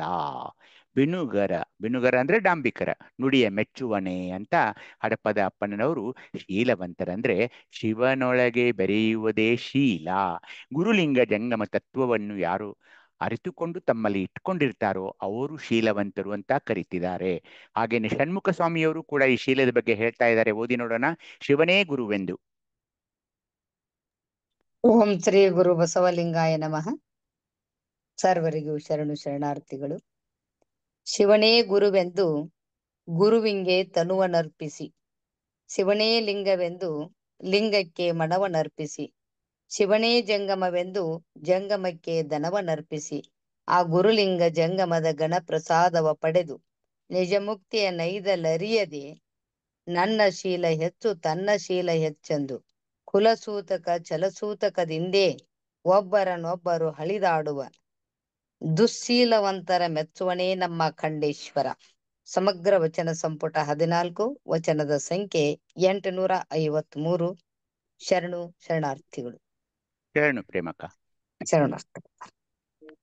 ಶಿವನೇ ಗುರು ಅಂತ ತನ್ನ ದೇಹವನ್ನ ಆತನಿಗೆ ಅರ್ಪಿಸಿ, ಶಿವನೇ ಲಿಂಗವೆಂದು ತನ್ನ ಮನವನ್ನ ಆ ಲಿಂಗಕ್ಕೆ ಅರ್ಪಿಸಿ, ಶಿವನೇ ಜಂಗಮವೆಂದು ತನ್ನ ಧನವನ್ನ ಜಂಗಮಕ್ಕೆ ಅರ್ಪಿಸಿ, ಆ ಗುರುಲಿಂಗ ಜಂಗಮದ ಘನಪ್ರಸಾದವನ್ನು ಪಡೆದು ನಾವು ನಿಜ ಮುಕ್ತಿಯನ್ನ ಪಡಿಬೇಕು, ಅರಿಬೇಕು. ಅದನ್ ಬಿಟ್ಟು ಕುಲಸೂತಕ ಛಲಸೂತಕಗಳಿಂದ ನನ್ನ ಶೀಲ ಹೆಚ್ಚು ತನ್ನ ಶೀಲ ಹೆಚ್ಚು ಅಂತ ಒಬ್ಬರನ್ನೊಬ್ರು ಹಳೆದಾಡುವ ಅವ್ರಿಗೇನಂತ ಕರಿತಾ ಇದ್ದಾರೆ? ದುಶ್ಶೀಲರು. ಅಂಥವರನ್ನ ಶಿವ ಮೆಚ್ಚುವುದಿಲ್ಲ ಅಂತ ಶರಣರು ಬಹಳ ಸುಂದರವಾಗಿ ಈ ಶೀಲ ಸಂಪಾದನೆಯ ಬಗ್ಗೆ ಹೇಳಿದರು. ಪರಮಾತ್ಮನು ಯಾವಾಗಲೂ ಕರುಣಾಮಯಿಯಾಗಿರ್ತಾನೆ. ತನ್ನನ್ನು ಆಶ್ರಯಿಸಿದ ಭಕ್ತನನ್ನ ಆತ ಕಾಪಾಡ್ತಾನೆ.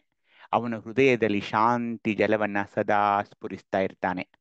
ಅಂಥ ಪರಮನಲ್ಲಿ ದಿನನಿತ್ಯದ ಇಷ್ಟಲಿಂಗ ಪೂಜೆಯ ಮೂಲಕ ಚಿತ್ತವನ್ನ ಸ್ಥಿರಗೊಳಿಸುವುದೇ ಶೀಲವಾಗಿದೆ. ಸರ್ವಾಧಾರ ಪರಂಜ್ಯೋತಿ ಆತ್ಮನಲ್ಲಿ ಸರ್ವವನ್ನೂ ನಿವೇದಿಸುವುದೇ ಶೀಲವಾಗಿದೆ. ಆ ಶೀಲವುಳ್ಳವನೇ ಶರಣ. ಪರಶಿವನು ಸಚ್ಚಿದಾನಂದ ಘನ, ಅದ್ವಯ, ಅಖಂಡ. ಅವನೊಂದು ದಿವ್ಯಾಂಬುದಿ. ತೋರ ಬರುವ ವಸ್ತುಗಳೆಲ್ಲ ಆ ಸಾಗರದಲ್ಲಿಯ ನೊರೆತೆರೆಗಳು. ಅವುಗಳ ಬಾಳು ಕ್ಷಣಿಕ. ಪರಶಿವನು ಮಾತ್ರ ಆ ಸಾಗರದ ಹಾಗೆ ಅನಂತ, ಅಮರ, ಅಚ್ಯುತ. ತನ್ನ ಅಂತರ್ಗತ ಸ್ವಭಾವ ಮತ್ತು ಶಕ್ತಿಯನ್ನು ಎಂದಿಗೂ ಆತ ಕಳೆದುಕೊಳ್ಳಲ್ಲ. ಅಂಥವನ ಜ್ಞಾನ ಯಾರು ಪಡ್ಕೊಳ್ತಾರೋ ಅದೇ ಒಂದು ಶೀಲ. ಅವನಲ್ಲಿಯೇ ಮನ ಮುಳುಗಿಸೋದು ಕೂಡ ಶೀಲ. ಅವನನ್ನೇ ಪ್ರಾಣಲಿಂಗ, ಭಾವಲಿಂಗವನ್ನಾಗಿ ಹೃದಯದಲ್ಲಿ ಇಟ್ಟುಕೊಂಡು ಸದಾ ಅರ್ಚಿಸುವುದೇ ಶೀಲ. ಅವನ ಸಾಕ್ಷಾತ್ಕಾರಕ್ಕಾಗಿ ಹಾತೊರೆಯುವುದೇ ಶೀಲ. ಆ ಶೀಲ ಯಾರ ಹತ್ರ ಇರುತ್ತೋ ಆ ಶೀಲವುಳ್ಳವನೇ ಶೀಲವಂತ ಅಂತಾರೆ. ಶಿವನಿಂದ ಅಧಿಕವಾದ ಯಾರಾದರೂ ದೇವರಿದಾರಾ? ಇಲ್ಲ. ಶಿವನಿಂದ ಬೇರೆ ಯಾವುದೇ ವಸ್ತು ಇದೆಯಾ? ಅದೂ ಇಲ್ಲ. ಜಗವೆಲ್ಲ, ವಿಶ್ವವೆಲ್ಲ ಶಿವನ ಮಹಾವ್ಯಾಪ್ತಿಯಲ್ಲಿ ಮುಚ್ಚಿಬಿಟ್ಟಿದೆ. ಜಗದ ತುಂಬೆಲ್ಲ ಶಿವನ ಪ್ರಭೆ ನೆಲೆಗೊಂಡಿದೆ. ಶಿವನನ್ನೇ ಅನನ್ಯವಾಗಿ ಆರಾಧನೆ ಮಾಡುವ ಅನ್ಯ ದೇವತೆಗಳನ್ನೆಂದೂ ನಂಬದ ಆ ಪರವಸ್ತುವಿನಲ್ಲಿಯೇ ನಿತ್ಯ ಆಸಕ್ತನಾದವನು ಶೀಲವಂತಾರಿ. ಅದಕ್ಕೆ ಅನುಪಮ ಉದಾಹರಣೆ ಅಂದ್ರೆ ನಮ್ಮ ಗುರುಮಾತೆ ಅಕ್ಕ ಮಹಾದೇವಿ ತಾಯಿಯವರು. ಓದಿ ನೋಡೋಣ ಎಷ್ಟು ಚೆನ್ನಾಗಿದೆ ಈ ಅಕ್ಕ ಮಹಾದೇವಿ ತಾಯಿಯವರ ವಚನ. ಎರದ ಮುಳ್ಳಿನಂತೆ. ಶ್ರೀ ಗುರು ಬಸವಲಿಂಗಾಯ. ಎರದ ಮುಳ್ಳಿನಂತೆ ಪರಗಂಡರೆನಗವ್ವ ಸೋಂಕಲಮ್ಮೆ ಸುಳಿಯಲಮ್ಮೆ ನಂಬಿ ನಚ್ಚಿ ಮಾತಾಡಲಮ್ಮೆ ನಪ್ಪ. ಚೆನ್ನಮಲ್ಲಿಕಾರ್ಜುನನಲ್ಲದ ಗಂಡರಿಗೆ ಪುರದಲ್ಲಿ ಮುಳ್ಳುಂಟೆಂದು ನಾನಪ್ಪಲಮ್ಮೆ ನವ್ವ. ಸಮಗ್ರ ವಚನ ಸಂಪುಟ 5, ವಚನ ಸಂಖ್ಯೆ 109. ಶರಣು ಶರಣಾರ್ಥಿಗಳು. ಈ ವಚನ ನೋಡಿ ಎಷ್ಟು ಚೆನ್ನಾಗಿದೆ ಅಂದ್ರೆ ಶರಣು ಅಕ್ಕ ನೋಡಿ. ಎರದ ಮುಳ್ಳಿನಂತೆ ಅಂದ್ರೆ ಇದು ಬೋರೆ ಗಿಡ ನೋಡಿರ್ಬೋದು ನೀವು. ಬೋರೆ ಹಣ್ಣಿನ ಗಿಡ ನೋಡಿದಿರಲ್ಲ, ಅದಕ್ಕೆ ಮುಳ್ಳು ತುಂಬಾ ಇರುತ್ತೆ. ಅದಕ್ಕೇನಂತಿದ್ದಾಳೆ ತಾಯಿ? ಪರಗಂಡ್ರಂದ್ರೆ ಈ ಬೋರೆ ಹಣ್ಣಿನ ಗಿಡದಲ್ಲಿರುವ ಮುಳ್ಳುಗಳಂತೆ ತನಗೆ ಪರಪುರುಷರು ಅಂತ ಗುರುಮಾತೆಯವರು ಹೇಳುವಲ್ಲಿ ಅವರ ಶೀಲ ಶ್ರೇಷ್ಠತೆಯ ಪರಾಕಾಷ್ಠತೆಯನ್ನ ನಾವು ನೋಡ್ಬೇಕು. ಆ ಮುಳ್ಳು ಭರಿತ ಗಿಡವನ್ನ ನೀವು ಹೋಗ್ಬೇಕಿದ್ರೆ ಬೋರೆ ಹಣ್ಣನ್ನ ಅದು ಹರಿಯೋಕ್ ಹೋದ್ರೆ ಅದು ಚುಚ್ಚೋಕಾಗುತ್ತೆ. ಅದು ಮುತ್ತಾಡೋಕೆ ಅಗ್ದಿ ಸೂಕ್ಷ್ಮವಾಗಿ ಮುಳ್ಳು ಖಂಡಿತ ಸುಡುತ್ತೆ, ಚುಚ್ಚಿ ಬಿಡುತ್ತೆ, ನಮಗೆ ಗಾಯ ಕೂಡ ಆಗಬಹುದು. ಆ ಮುಳ್ಳು ಭರಿತ ಗಿಡವನ್ನ ಮುಟ್ಟಲು ಆಗೋದಿಲ್ಲ, ಅದರ ಸುತ್ತ ಸುಳಿದಾಡನೂ ಆಗೋಲ್ಲ. ಯಾಕಂದ್ರೆ ಆ ಗಿಡದ ಕೆಳಗೆ ಆ ಮುಳ್ಳುಗಳು ಕೂಡ ಬಿದ್ದಿರ್ತವೆ, ಅವು ಕೂಡ ನಮಗೆ ಪಾದಕ್ಕೆ ಚುಚ್ಚಬಹುದು. ಇಂತಹ ಒಬ್ಬ ಪರಪುರುಷರನ್ನ, ಈ ಬೋರೆ ಗಿಡದ ಮುಳ್ಳಿನ ತರ ತುಂಬಿರುವ ಪರಪುರುಷರನ್ನ ನಂಬಿ ಮೆಚ್ಚಿ ನಾನು ಮಾತಾಡೋದಿಲ್ಲ ಅಂತ ಹೇಳ್ತಿದ್ದಾರೆ ತಾಯಿ. ಏಕೆಂದ್ರೆ ಚನ್ನಮಲ್ಲಿಕಾರ್ಜುನನಲ್ಲದ ಪರಪುರುಷರ ಎದೆಯಲ್ಲಿಯೇ ಕಾಮದ ಮುಳ್ಳುಗಳಿರ್ತಾ ಇವೆ. ಗಂಡರಿಗೆ ಉರದಲ್ಲಿ ಮುಳ್ಳುಂಟೆಂದು ಕಾಮದ ಮುಳ್ಳಿರೋದ್ರಿಂದ ಅವರನ್ನು ನಾನು ಒಪ್ಪೋದಿಲ್ಲ, ಒಪ್ಪೋದು ಇಲ್ಲ, ಅಪ್ಪೋದು ಇಲ್ಲ ಅಂತ ತಾಯಿ ಹೇಳ್ತಾರೆ. ಅಂದ್ರೆ ಅವರ ಶೀಲವನ್ನಿಲ್ಲಿ ನೋಡ್ಬೇಕು. ಪರಗಂಡರನ್ನೆಲ್ಲ ಒಂದು ಕ್ಷುಲ್ಲಕ ಮುಳ್ಳಿರುವ ಒಂದು ಬೋರೆ ಗಿಡದಕ್ಕೆ ಅವರು ಹೋಲಿಸಿದ್ರಲ್ಲ. ಯಾಕೆಂದ್ರೆ ಅವರಿಗೆ ಚೆನ್ನಮಲ್ಲಿಕಾರ್ಜುನ ಅಂತ ಪರಮಾತ್ಮನನ್ನು ಬಿಟ್ರೆ ಮತ್ಯಾರತ್ತ ಅವರು ನೋಡ್ಲಿಲ್ಲ. ಏಕೆಂದ್ರೆ ಅವರು ಎಲ್ಲ ಪರಗಂಡರಲ್ಲಿ ಕಾಮದ ಮುಳ್ಳುಗಳಿವೆ ಅಂತ ನಮ್ಮ ತಾಯಿ ಹೇಳಿದ್ರು. ಹೀಗಾದ್ರೆ ಏನ್ ಮಾಡ್ಬೇಕು ಶೀಲವಂತನಾಗಲು? ಅದನ್ನ ಚೆನ್ನಬಸವಣ್ಣವರು ಹೇಳ್ತಾ ಇದ್ದಾರೆ. ಓದಿ ಶೀಲವಾದಡೆ. ಓಂ ಶ್ರೀ ಗುರು ಬಸವಲಿಂಗಾಯ ನಮಃ. ಚನ್ನಬಸವಣ್ಣ ಶೀಲವಾದಡೆ ಪ್ರಪಂಚ ನಾಸ್ತಿಯಾಗಿರಬೇಕು. ಸೀಮೆಯಾದಡೆ ಪಂಚೇಂದ್ರಿಯ ನಾಸ್ತಿಯಾಗಿರಬೇಕು. ಸೀಮೆಯಾದಲ್ಲದೆ ಭಕ್ತ ನೆನೆಸಬಾರದು. ಶೀಲವಾದದಲ್ಲದೆ ಶರಣ ನೆನೆಸಬಾರದು. ಶೀಲಕ್ಕೆ ಭವ ನಾಸ್ತಿ, ಸೀಮೆಗೆ ಭವಂ ನಾಸ್ತಿ. ಈ ದ್ವಿವಿಧ ನಾಸ್ತಿಯಾದದಲ್ಲದೆ ಕೂಡಲ ಚೆನ್ನ ಸಂಗನಲ್ಲಿ ಶೀಲವಂತನೆಂದೆನಿಸಬಾರದು. ಸಮಗ್ರ ವಚನ ಸಂಪುಟ 3 ವಚನ ಸಂಖ್ಯೆ 583. ಎಲ್ಲರಿಗೂ ಶರಣಾರ್ಥಿಗಳು. ಶರಣು ಅನ್ನಪೂರ್ಣಕ್ಕ. ನೋಡಿ ಶರಣ ಶರಣಕ್ಕ, ಶೀಲ ಅಂದ್ರೆ ಪ್ರಪಂಚ ನಾಸ್ತಿಯಾಗಿರ್ಬೇಕಂದ್ರೆ ಲೌಕಿಕ ಜಗತ್ತಿನ ಆಕರ್ಷಣೆಗಳು ನಷ್ಟವಾಗ್ಬೇಕು. ಅವೇನ್ ಸುಮ್ಮನೆ ಬಿಡ್ತಾವ? ನಮ್ಗೆ ಬಿಡೋಲ್ಲ ನೋಡಿ. ಆದ್ರೆ ಅದರಲ್ಲಿ ವಿಪರೀತವಾದ ಒಂದು ಆಸಕ್ತಿ ತೋರಿಸಬಾರದು. ಸುಮ್ಮನೆ ಸಾಕ್ಷಿ ಭಾವದಲ್ಲಿ ನೋಡೋದು, ಬಿಟ್ಟು ಬಿಡೋದು. ಅಲ್ಲಿ ಇರಬೇಕು. ಅವುಗಳಲ್ಲಿ ಭಾಗವಹಿಸಿದ್ರಿ, ಆ ಬಲೆಯಲ್ಲಿ ನೀವು ತೊಡಕ್ ಬಿಟ್ರಿ ಅಂದ್ರೆ ಅದು ನಿಮ್ಮನ್ನು ಬಿಡೋಲ್ಲ. ಹಾಗೇನೆ ಶಿವಯೋಗದ ಉತ್ತುಂಗಕ್ಕೇರಲು ನಿಸ್ಸೀಮನಾಗ್ಬೇಕು. ಪಂಚೇಂದ್ರಿಯಗಳ ನಿಯಂತ್ರಣ ಆಗ್ಬೇಕು. ಪಂಚೇಂದ್ರಿಯ ನಾಸ್ತಿಯಾಗಬೇಕು. ಸೀಮಾತೀತನಾಗದೆ ಭಕ್ತನೆನಿಸಬಾರದು. ಸೀಮಾತೀತ ಅಂದ್ರೇನು? ಆ ಶರಣನಿಗೆ ಸೀಮೆಯೇ ಇಲ್ಲ. ಅವನು ಇಲ್ಲಿ ಅಲ್ಲಿ, ಆ ರಾಜ್ಯದವನು, ಈ ದೇಶದವನು, ಈಗಿರಲ್ಲ ಅವನಿಗೆ ಲೋಕವೇ ಒಂದು ನಿಸ್ಸೀಮ ಅಥವಾ ನಿಸ್ಸೀಮೆಯ ಒಂದು ಭಾವನೆಯಲ್ಲಿ ಆ ಭಕ್ತ ಇರ್ತಾನೆ. ಸೀಮಾತೀತನಾಗದೆ ಭಕ್ತನೆನಿಸಬಾರದು. ಶೀಲವಂತನಾಗದೆ ಶರಣನೆನಿಸಬಾರದು. ಶೀಲವಾದಲ್ಲದೆ ಶರಣನೆನಿಸಬಾರದು. ಶೀಲಕ್ಕೆ ಭವಿನಾಸ್ತಿಯಾದರೆ ಸೀಮೆಗೆ ಅಂದ್ರೆ ಆ ಶಿವಯೋಗದ ಶಿಖರ ನೀವು ತಲುಪಿದಾಗ ಭವ ನಾಸ್ತಿ ಆಗ್ತಾ ಇದೆ. ಭವಿ ಮತ್ತು ಭವ ನಾಸ್ತಿಯಾದುದಲ್ಲದೆ ಆ ಸಾಧಕನಿಗೆ ಶೀಲವಂತ ಅಂತ ಅನ್ನೋಕ್ ಬರೋಲ್ಲ. ಯಾವುದು? ಭವಿ ಮತ್ತು ಭವ ಇವೆರಡೂ ನಾಸ್ತಿಯಾಗದೆ ಈ ದ್ವಿವಿಧ ನಾಸ್ತಿಯಾದಲ್ಲದೆ ಕೂಡಲ ಚೆನ್ನಸಂಗನಲ್ಲಿ ಶೀಲವಂತ ಅಂತ ಅನ್ನೋಕ್ ಬರೋಲ್ಲ ಅಂತ ಚೆನ್ನಬಸವಣ್ಣವರು ಹೇಳ್ತಾ ಇದ್ದಾರೆ. ಮುಂದೆ ಅವರೇ ಒಂದು ವಚನ ಹೇಳ್ತಿದ್ದಾರೆ, ಶೀಲವಂತರೆಲ್ಲ ಅಂತಿರ್ಲಿ ಅಂತ ಹೇಳಿ. ಓದಿ ನೋಡೋಣ. ಆ ಸಂಸ್ಕೃತ ಇದನ್ನ ಏನ್ ಹೇಳೋದು ಬೇಡ, ಬರೀ ಕನ್ನಡದಲ್ಲಿರೋದನ್ನ ಓದಿ. ಓಂ ಶ್ರೀ ಗುರು ಬಸವಲಿಂಗಾಯ ನಮಃ. ಸರ್ವರಿಗೂ ಭಕ್ತಿಯ ಶರಣಾರ್ಥಿಗಳು. ಶೀಲವಂತರೆಲ್ಲ ಅಂತಿರಲಿ, ತಮ್ಮ ತಮ್ಮ ಮನದಿ ಮದವ ಕಳೆದು ತಮ್ಮೊಳಗಿರ್ದ ಭವಿಗಳ ಭಕ್ತರ ಮಾಡಿ, ತಮ್ಮಲ್ಲಿರುವ ಅಷ್ಟಮದಂಗಳು, ಸಪ್ತವ್ಯಸನಗಳು, ಅರಿಷಡ್ವರ್ಗಗಳು, ಪಂಚಭೂತಗಳು, ಚತುಷ್ಕರಣಗಳು, ತ್ರಿಕರಣಗಳು, ತ್ರಿಗುಣಗಳು ಶಿವ ಸಂಸ್ಕಾರದಿಂದ ಲಿಂಗಕರಣಗಳೆಂದೆನಿಸಿ ನಿತ್ಯ ಲಿಂಗಾರ್ಚನೆಯ ಮಾಡಬಲ್ಲಾತನೇ ಶೀಲವಂತನಯ್ಯ. ಅವನ ಶ್ರೀಪಾದವನು ಹಸ್ತವನೆತ್ತಿ ಹೊಗಳುತ್ತಿದ್ದವು ವೇದಗಳು. ಇಂತಪ್ಪ ಲಿಂಗದ ಅರ್ಚನೆಯ ಮಾಡಬಲ್ಲಾತನೇ ಸಂಬಂಧಿ ಎನಿಸಿಕೊಳ್ಳಬಲ್ಲನಯ್ಯ ಕೂಡಲ ಚೆನ್ನ ಸಂಗಮ ದೇವ. ಸಮಗ್ರ ವಚನ ಸಂಪುಟ 3 ವಚನದ ಸಂಖ್ಯೆ 1606. ಶರಣು ಕಾವೇರಿಯಕ್ಕ. ನೋಡಿ, ಶೀಲವಂತರೆಂದ್ರೆ ಒಂದು ಅತ್ಯಂತ ಉನ್ನತವಾದ ಅರ್ಥ ಅದು. ಆತ ತಮ್ಮ ಮನಗಳ ಎಲ್ಲ ಮದಗಳು ನಿಮಗೆ ಗೊತ್ತು, ಅಷ್ಟಮದಗಳು, ತಮ್ಮೊಳಗಿರುವ ಭವಿಗಳನ್ನೆಲ್ಲ ಭಕ್ತರನ್ನಾಗಿ ಮಾಡ್ತಾನೆ. ತಮ್ಮಲ್ಲಿರುವ ಅಷ್ಟಮದಗಳನ್ನ, ಸಪ್ತವ್ಯಸನಗಳನ್ನ, ಅರಿಷಡ್ವರ್ಗಗಳನ್ನ, ಪಂಚಭೂತಗಳನ್ನ, ಚತುಷ್ಕರಣಗಳನ್ನ, ತ್ರಿಕರಣಗಳಂದ್ರೆ ಕಾಯ ವಾಚ ಮನಸ, ಈ ತ್ರಿಕರಣಗಳನ್ನ, ತ್ರಿಗುಣಗಳನ್ನ, ಸತ್ವ ರಜೋತಮ, ಇವೆಲ್ಲ ಶಿವಯೋಗದ ಶಿವ ಸಂಸ್ಕಾರದಿಂದ ಅವುಗಳನ್ನೆಲ್ಲ ಏನ್ ಮಾಡ್ತಾನೆ ಅಂದ್ರೆ ಲಿಂಗಕರಣಗಳನ್ನಾಗಿ ಮಾಡ್ತಾನೆ, ಪರಿವರ್ತನೆ ಮಾಡ್ತಾನೆ. ನಿತ್ಯ ಇಷ್ಟಲಿಂಗಾಚರಣೆಯನ್ನು ಮಾಡಬಲ್ಲತನು ಮಾತ್ರ ಇಂತಪ್ಪ ಲಿಂಗದ ಅರ್ಚನೆಯ ಮಾಡಬಲ್ಲಾತನೇ. ದಿನನಿತ್ಯ ಇಷ್ಟಲಿಂಗಾರ್ಚನೆ ಯಾರು ಮಾಡ್ಕೊಳ್ತಾರೋ ಅವರಿಗೆ ಮಾತ್ರ ಶೀಲವಂತ ಅನ್ಬಹುದು. ಸುಮ್ಮನೆ ಅನ್ನೋಕ್ಕಾಗೋಲ್ಲ. ದಿನನಿತ್ಯ ಇಷ್ಟಲಿಂಗದ ಅರ್ಚನೆ ಮಾಡಿಕೊಳ್ಳೋರು ಮಾತ್ರ ಶೀಲವಂತರು ಅನಿಸ್ಕೊಳ್ತಾರೆ. ಹಾಗೇನೆ ಶೀಲವೆಂದೇನೋ ಅನ್ನೋ ಇನ್ನೊಂದು ವಚನ ಅವ್ರದ್ದೇ ಬರ್ತಾ ಇದೆ. ಸಂಸ್ಕೃತದನ್ನು ಓದ್ಬೇಡಿ, ಕನ್ನಡದಲ್ಲಿ ಅಷ್ಟೇ ಓದಿ. ಶೀಲವೆಂದೇನು? ಓಂ ಶ್ರೀ ಗುರು ಬಸವಲಿಂಗಾಯ ನಮಃ. ಸರ್ವರಿಗೂ ಭಕ್ತಿಯ ಶರಣಾರ್ಥಿಗಳು. ಶೀಲವೆಂದೇನು? ಪಿಂಡ ಬ್ರಹ್ಮಾಂಡ ಸಂಯೋಗವಾಗದನ್ನಕ್ಕರ, ಅಷ್ಟತನುವಿನ ಗುಣಧರ್ಮವನರಿದು ಬೆಳೆದನ್ನಕ್ಕರ. ಅಕ್ರೋಧ ಸತ್ಯವಚನ ಸಾವಧಾನ ವ್ರತಾನುಗ್ರಹವಾಗದನ್ನಕ್ಕರ. ಕೂಡಲ ಚನ್ನ ಸಂಗಮ ದೇವಯ್ಯ ಶೀಲವೆಂಬುದು ಅಪೂರ್ವ.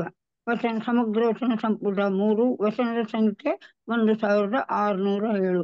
ಸರ್ವರಿಗೂ ಭಕ್ತಿಯ ಶರಣಾರ್ಥಿಗಳು. ಶರಣು ಅಕ್ಕ. ನೋಡಿ, ಈ ಶೀಲ ಸಂಬಂಧದ ಕುರಿತು ಚನ್ನಬಸವಣ್ಣವ್ರು ಹೇಳ್ತಾ ಇದ್ದಾರೆ. ಏನ್ ಹೇಳ್ತಿದ್ದಾರೆ? ಕಾಮ ಒಂದು ಪಾಪವಾಗಿದೆ, ಮದಗಳಿವೆ ಅಲ್ಲ, ಅಷ್ಟಮದಗಳು, ಅದು ನಮಗೆ ದ್ರೋಹ ಮಾಡುವ ದ್ರೋಹಿಯಾಗಿದೆ. ಮತ್ಸರವೆಂಬುದು ಒಂದು ದುರುಳಾಗಿದೆ. ಕ್ರೋಧವೆಂಬುದು ಒಬ್ಬ ಕಟಕನಾಗಿದ್ದಾನೆ. ಮನದ ಆಕರ್ಷಣೆಗಳೆಲ್ಲ ಭವಿಯಾಗಿವೆ. ಇವೆಲ್ಲವನ್ನ ಅರ್ಥ ಮಾಡಿಕೊಂಡು ಅವುಗಳನ್ನ ನಿರಸನ ಮಾಡಿಕೊಂಡು ಶೀಲವಂತವರಾದರೂ ಮಾತ್ರ ಅವರಿಗೆ ನಾನು ಲಿಂಗವಂತರು ಅಂತ ಕರಿತಾ ಇದ್ದೀನಿ. ಶೀಲವೆಂಬುದು ಅಪೂರ್ವ ಅಂತ ಈ ವಚನದಲ್ಲಿ ಹೇಳ್ತಾ ಇದ್ದಾರೆ. ಅವರೇ ಇನ್ನೊಂದು ವಚನ, ಶೀಲವಂತರೆಂದೆಂಬರು. ಅದನ್ನು ಓದಿ ನೋಡೋಣ ಯಾರಾದರೂ. ಓಂ ಶ್ರೀ ಗುರು ಬಸವಲಿಂಗಾಯ ನಮಃ. ಎಲ್ಲರಿಗೂ ಭಕ್ತಿಯ ಶರಣಾರ್ಥಿಗಳು. ಶೀಲವೆಂದೇನೋ? ಮಾಡಿದ ಮನೆ ಕೂಡಿದ ಒಲೆ, ಅಟ್ಟುಂಬ ಮಡಕೆ ಕಟ್ಟಿದ ಕೆರೆ, ಬಿತ್ತಿದ ಕೆರೆ. ಶೀಲವಲ್ಲದೆ ತನ್ನ ಮನಕ್ಕೆ ಶೀಲವಿಲ್ಲ. ಎಂತೆಂದರೆ ಲಿಂಗವು ಬಂದು ಮನವು ನಿಂಬುಗೊಂಡುದೇ ಶೀಲ. ಜಂಗಮ ಬಂದು ಧನವ ನಿಂಬುಗೊಂಡುದೇ ಶೀಲ. ಪ್ರಸಾದ ಬಂದು ತನುವ ನಿಂಬುಗೊಂಡುದೇ ಶೀಲ. ಇಂತಪ್ಪ ಶೀಲಕ್ಕೆ ನಮೋ ಉಳಿದ ದುಶ್ಶೀಲರ ಕಂಡರೆ ಮೆಚ್ಚುವನೇ ನಮ್ಮ ಕೂಡಲ ಚನ್ನ ಸಂಗಯ್ಯ. ಸಮಗ್ರ ವಚನ ಸಂಪುಟ 3, ವಚನದ ಸಂಖ್ಯೆ 404. ಶರಣಾರ್ಥಿ. ಸುನೀತಾ ಅಕ್ಕ 2 ವಚನಗಳನ್ನು ಓದಿದ್ದಾರೆ. ಅಲ್ಲಿ ಏನ್ ಹೇಳ್ತಿದ್ದಾರೆ? ಮೊದಲನೇ ವಚನ ನೋಡಿ, ಶೀಲ ಸಂಬಂಧದ ಕುರಿತು ಜ್ಞಾನವನ್ನ ಇಲ್ಲಿ ನೋಡಿ. ಶೀಲವೆಂದರೇನು? ಶೀಲ ಸಂಬಂಧದ ಒಂದು ಹೊಲಬನರಿಯದ ಅದು ಒಂದು ವಚನ ಬರ್ತಾ ಇದೆ.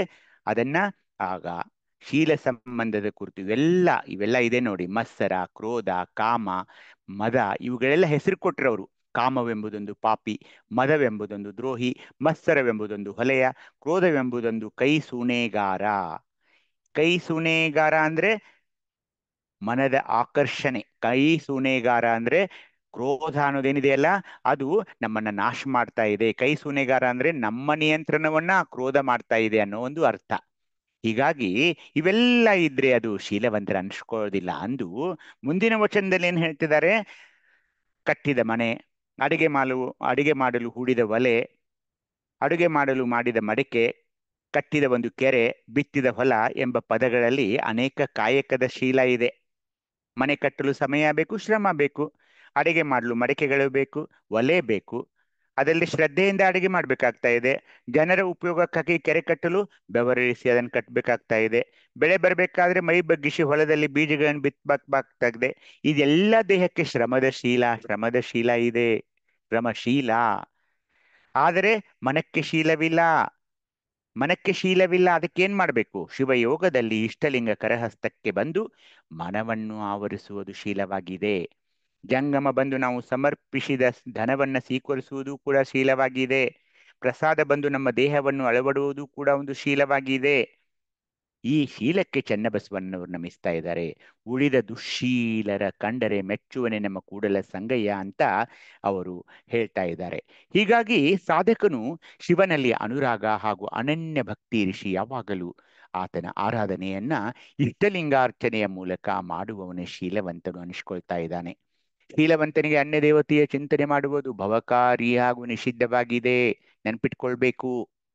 ಶರಣನು ಸದಾ ಲಿಂಗಾಶ್ರಯದಲ್ಲಿದ್ದರೆ ಆತನ ರಕ್ಷಣೆ ಆಗ್ತಾ ಇದೆ. ಯಾಕೆ? ಅದೇ ಶರಣ ಸತಿ ಲಿಂಗಪತಿ ಭಾವ.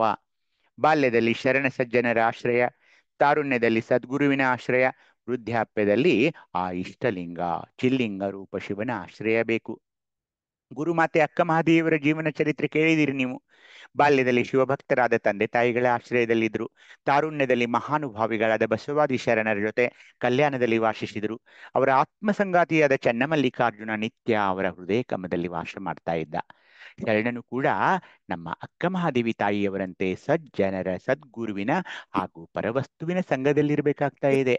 ಶಿವನನ್ನೇ ಅರ್ಚಿಸುವ, ಸದಾ ಆತನನ್ನೇ ಚಿಂತಿಸುವ ಶಿವಯೋಗವೇ ಶೀಲವಾಗಿದೆ. ಆ ಶೀಲವುಳ್ಳವನು ಶೀಲವಂತ. ಶಿವೈಕನಿಷ್ಠೇ ಶೀಲ. ಶರಣನು ಶಿವನೋರ್ವನಲ್ಲಿಯೇ ಮನ ಮುಳುಗಿಸಿದ್ದಾನೆ. ಆದ್ದರಿಂದ ಆತ ಸುಶೀಲ, ಶೀಲವಂತ. ಸದಾ ಜ್ಞಾನಗನ ಶಿವನಲ್ಲಿಯೇ ಮುಳುಗಿರೋದ್ರಿಂದ ಸಾಧಕನ ಕಾಮನೆಗಳೆಲ್ಲ ಈಗ ಅಳಿದ್ಬಿಟ್ಟಿವೆ. ವಿಕಾರಗಳು ನಾಶವಾಗಿವೆ. ವಿಶ್ವಕ್ಕೆ ಕಾರಣನಾದ ಪರಶಿವನ ಪರಂಜ್ಯೋತಿ ಹೃದಯದಲ್ಲಿ ಬೆಳಗ್ತಾ ಇರೋದ್ರಿಂದ ಶರಣನು ಆ ಜ್ಯೋತಿಯ ದೀಪ್ತಿಯಾಗಿ ಬೆರೀತಾ ಇದ್ದಾನೆ. ಇದೇ ಶೀಲ, ಇದೇ ಶೀಲ. ಆ ಶರಣನೇ ಶೀಲವಂತ. ಅವನೊಬ್ಬ ಮಹಾ ಅನುಭಾವಿ. ಅವನನ್ನೇ ಮುಂದೆ ಐಕ್ಯನಾಗಿ ಮೆರಿತಾನೆ. ಅಖಂಡ ಮಂಡಲೇಶ್ವರ ಅಂತ ಒಬ್ಬ ಏನಂತೀರಿ ನೀವು, ಇವರ ಬಗ್ಗೆ ಹೆಚ್ಚು ಮಾಹಿತಿಗಳು ಇಲ್ಲ. ಆದ್ರೆ ಅವರು ವಚನ ನೋಡಿ: ಹೇಮಕಾಮಿನಿ ಭೂಮಿ ಜೀವರಾಧಾರ, ಜೀವರ ಪ್ರಾಣ, ಜೀವರ ಶಿಕ್ಕು ತೊಡಲು ಇಹ ಪರದೊಳಗೆ ಜಂಗೆಯ ಬಿಟ್ಟು ಲಂಘಿಸಿ ನಿಂದಾತನೇ ವಿರತಿ ಸಮಗ್ರ ಕಾನ. ಮರ್ಕಟೇಶ್ವರ ಅಂತ ಅವರ ಅಂಕಿತ ನಾಮ ಇದೆ. ಅವ್ರೇನ್ ಹೇಳ್ತಿದ್ದಾರೆ ಅಂದ್ರೆ, ಹೊಣ್ಣು ಹೆಣ್ಣು ಮಣ್ಣುಗಳು ಜೀವರ ಆಧಾರವಾಗಿವೆ, ಪ್ರಾಣವಾಗಿವೆ, ಅಲ್ಲದೆ ಜೀವ ಜಂಜಾಟದ ತೊಡಕಿನಲ್ಲಿ ಸಿಲುಕಿಸಿವೆ. ಇಹಪರದೊಳಗೆ ಈ ತ್ರಿವಿಧಗಳನ್ನ ಮೆಟ್ಟಿ ನಿಂತು ಜೀವನ ಸ್ಪರ್ಧತೆಯನ್ನ ಯಾರು ಗೆಲ್ತಾರೋ, ಈ ಜೀವನ ಸ್ಪರ್ಧೆಯನ್ನ, ಆತನಿಗೆ ಶೀಲವಂತ. ಲಂಘಿಸಿ ನಿಂದಾತನೇ ವಿರತಿ ಸಮಗ್ರ ಕಾಣ ಅಂದ್ರೆ ಆತ ಶೀಲವಂತ. ಹಾಗೇನೆ ಕೊನೆಯ ವಚನ ನಮ್ಮ ಅಂಗಸೋಂಕಿನ ಲಿಂಗ ತಂದೆಯವರು ಒಂದು ವಚನ ಹೇಳ್ತಿದ್ದಾರೆ: ಕಾಯದ ಮದವಳಿದಲ್ಲದೆ ಮಾಯಾ ವಿಕಾರವಳಿಯದು, ಮಾಯಾ ವಿಕಾರವಳಿದಲ್ಲದೆ ಭವನಾಶವಾಗದು, ಭವನಾಶವಾದದಲ್ಲದೆ ಲಿಂಗ ಸಂಬಂಧ ಬಳಬಡಬದು, ಲಿಂಗ ಸಂಬಂಧ ಬಳವಟ್ಟಲ್ಲದೆ ಸುಖವು ಸಾಧ್ಯವಾಗದು. ಪರಮ ಸುಖ ಪರಿಣಾಮಕ್ಕೆ ಮಹಾನುಭಾವಿಗಳ ಸಂಘವೇ ಬೇಕು. ಮಹಾನುಭಾವಿಗಳ ಸಂಘದಿಲ್ಲದೆ ವಿಶ್ರಾಮವಿಲ್ಲ. ಇಂತಪ್ಪ ಮಹಾನುಭಾವದ ಮೂರ್ತಿ ಸಂಗನ ಬಸವಣ್ಣನ ಕೃಪೆಯಿಂದೆಲ್ಲ ನನಗೆ ನಿಜವೂ ಕಾಣಬಂದಿತ್ತ. ಇದು ಕಾರಣ ನಿಜಗುರು ಶಂಕರ ದೇವರ ಶರಣ ಪ್ರಭುದೇವರ ಶ್ರೀಪಾದವ ಕಂಡು ನಿಶ್ಚಿಂತನಾದೆನಯ್ಯ. ಹೀಗಾಗಿ ಈ ಸ್ಥಳದಲ್ಲಿ ಶೀಲವಂತ ನೆನೆಸ್ಕೊಳ್ಬೇಕಾದ್ರೆ ಕಾಯದ ಅಹಂಭಾವ ಅಳಿಬೇಕು. ಆಗ ಏನಾಗುತ್ತೆ? ಮಾಯಾ ವಿಕಾರ ಅಳಿಯುತ್ತದೆ. ಮಾಯಾ ವಿಕಾರ ಅಳಿದ ನಂತರವೇ ಭವನಾಶ ಆಗೋದು. ಭವನಷ್ಟವಾದ ನಂತರವೇ ಅಂಗಕ್ಕೆ ಲಿಂಗ ಸಂಬಂಧ ಬರೋದು. ಶಿವ ಸುಖವಾಗಲು ಅಂಗಕ್ಕೆ ಲಿಂಗ ಸಂಬಂಧವಾಗಬೇಕಾಗ್ತಾ ಇದೆ. ಅದಕ್ಕೆ ಇಷ್ಟಲಿಂಗವನ್ನ ನಮಗೆ ಕೊಟ್ಟಿದ್ದಾರೆ. ಲಿಂಗ ಸಂಬಂಧ ಆಗ್ಬೇಕು. ಶಿವ ಸುಖವು ಪರಮ ಸುಖವಾಗಿದ್ದು ಅದರ ಪರಿಣಾಮ ನಮ್ಮ ಮೇಲೆ ಆಗಲು ಶರಣರೆಂಬ ಮಹಾನುಭಾವಿಗಳ ಸಂಘ ಬೇಕಾಗ್ತಾ ಇದೆ. ಅದಕ್ಕೆ ನಾವು ದಿನನಿತ್ಯ ವಚನಾಧ್ಯಯನ, ವಚನ ಪಠನ, ವಚನ ನಿರ್ವಚನ ಮಾಡ್ತಾ ಇದ್ದೀವಿ. ಯಾಕೆ? ಆ ಶರಣರೆಂಬ ಮಹಾನುಭಾವಿಗಳ ಸಂಘದಲ್ಲಿ ನಮಗಿರ್ಬೇಕಾಗ್ತಾ ಇದೆ. ಅದಿಲ್ಲದೆ ಶಿವಯೋಗಿಗಳಿಗೆ ವಿಶ್ರಾಂತಿ ಇರೋದಿಲ್ಲ. ಇಲ್ಲಿ ಶರಣರು ಗುರುದೇವರ ಕೃಪೆಯಿಂದ ತಮಗೆ ಆ ನಿಜವು ತೋರಿ ಬಂದಿತ್ತು ಅಂತ ಹೇಳ್ತಿದ್ದಾರೆ. ಅಂಗಸೋಂಕಿನ ಲಿಂಗ ತಂದೆಯವರು ಏನ್ ಹೇಳ್ತಿದ್ದಾರೆ? ಮಹಾನುಭಾವಗಳ ಸಂಘದಿಂದಲದೆ ವಿಶ್ರಾಮವಿಲ್ಲ.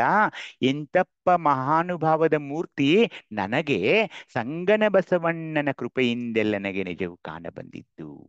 ಅಷ್ಟೆಲ್ಲ ಶರಣೆಯರು ಅಲ್ಲಿ ಕುಳಿತುಕೊಂಡು ಇವತ್ತು ನಮ್ಮನ್ನು ಅವರು ಕರುಣಿಸುತ್ತಿದ್ದಾರೆ ತಮ್ಮ ವಚನಗಳ ಮೂಲಕ ಅಂತ ಭಾವನೆಯಲ್ಲಿ ನಾವು ಸದಾ ಇರಬೇಕು.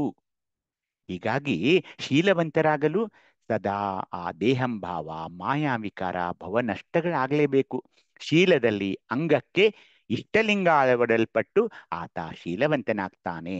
ಅದಕ್ಕೆ ಶರಣರ ಅನುಗ್ರಹ, ಕೃಪಾಶೀರ್ವಾದ ಬೇಕು.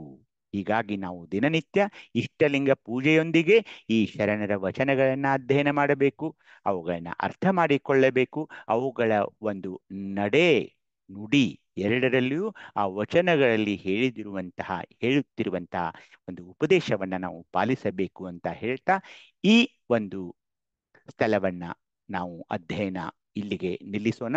ಮುಂದಿನ ವಾರ ನಾವು ಪ್ರಸಾದ ಲಿಂಗ ಸ್ಥಳಗಳ ಬಗ್ಗೆ ಹೋಗೋರಿದ್ದೀವಿ. ಅದನ್ನ ಮುಂದಿನ ವಾರ ನೋಡೋಣ. ಎಲ್ಲರಿಗೂ ಶರಣಾರ್ಥಿಗಳು.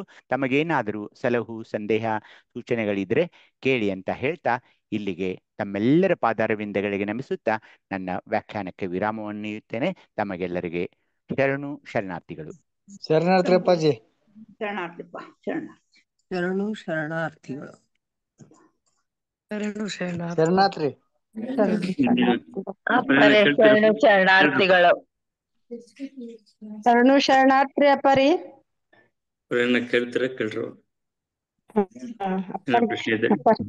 ಶರಣು ಶರಣಾರ್ಥಿ. ಹೇಳಿ ಹೇಳಿ ಹೇಳಿ ಹೇಳಿ.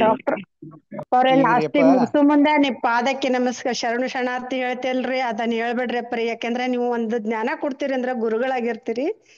ಆ ಮಾತನ್ನ ಹೇಳ್ಬೇಡ್ರಿ.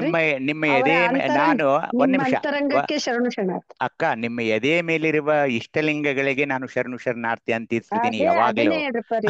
ನಿಮ್ ನಿಮಗಲ್ಲ, ಅಂತರಂಗಕ್ಕೆ ಶರಣು ಶರಣಾರ್ಥಿ ಹೇಳ್ರಿ ಪರಿ. ನಿಮಗಲ್ಲ ಅಕ್ಕ, ಅದು ನಿಮ್ಮ ಎದೆ ಮೇಲಿರುವ ಇಷ್ಟಲಿಂಗದ ಯಾವ್ದೇ ಇರ್ಲಿ ಪಾದಂಗಳಿಗೆ. ಅದು ಶಬ್ದ, ಆ ಶಬ್ದ ಬ್ಯಾಡ್ರಿ ಪರಿ. ಓಕೆ, ಆಯ್ತಕ್ಕ, ಆಯ್ತು. ಜನರ ಪಾದ ಅಂದ್ರೆ ನಡೆಯಪ್ಪ ಅವರ ಅದು ಅವರ ನಡೆಗೆ ಮಾತ್ರನೇ ಅದು ಪಾದ ಅಂತಕ್ಕಂಥದ್ದು. ನಾವು ಪಾದ ಸ್ಥೂಲವಾಗಿರ್ತಕ್ಕಂಥ ಪಾದವನ್ನೇ ನಾವು ನೆನೆಸ್ಕೊಳ್ಳೋದು ಬೇಡ.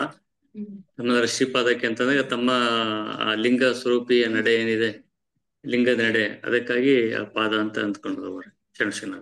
ಹೌದು, ಹೇಳಿ ಹೇಳಿ. ಮತ್ತೆ ಪಾದ ಅನ್ನೋದಕ್ಕೆ ಜ್ಞಾನ ಅಂತಾನೂ ಅರ್ಥ ಇದೆ. ಹೌದು, ಜ್ಞಾನ ನೆಲೆ. ಅಪ್ಪರಿ ಶರಣು ಶರಣಾರ್ಥಿರಿ. ಹೇಳಿ ಅಕ್ಕ. ಹ್ಞೂನ್ರಿ ಅಣ್ಣ, 28ಕ್ಕೆ ನಮ್ಮಲ್ಲಿ ಕ್ಲಾಸ್ ಫಿಕ್ಸ್ ಆಗಿದೆ. ತಾವು ದಯಮಾಡಿಸ್ಬೇಕು. ಶಿವಾನಂದ ಅಪ್ಪಾರದಾರ ಇಲ್ಲೇ, ತಮ್ಗೆ ಹೇಳಿದೀವಿ ಆಗಲೇ. ಇವತ್ತೆಲ್ಲ ನಮ್ಮ ಪೂರ್ವಭಾವಿ ಸಭೆ ಅಂತ ಕರೆದಿದ್ದೀವಿ. ಎಲ್ಲಾರು ಒಪ್ಕೊಂಡು ಬರಾಕ್ ರೆಡಿ ಇದಾರ್ರಿ. ತಾವೆಲ್ಲ ಬರ್ಬೇಕು. ಬರ್ತೀನಿ. ಹ್ಞೂನ್ರಿ ಅಣ್ಣ. ಶಿವಾನಂದ ಅಪ್ಪಾರ.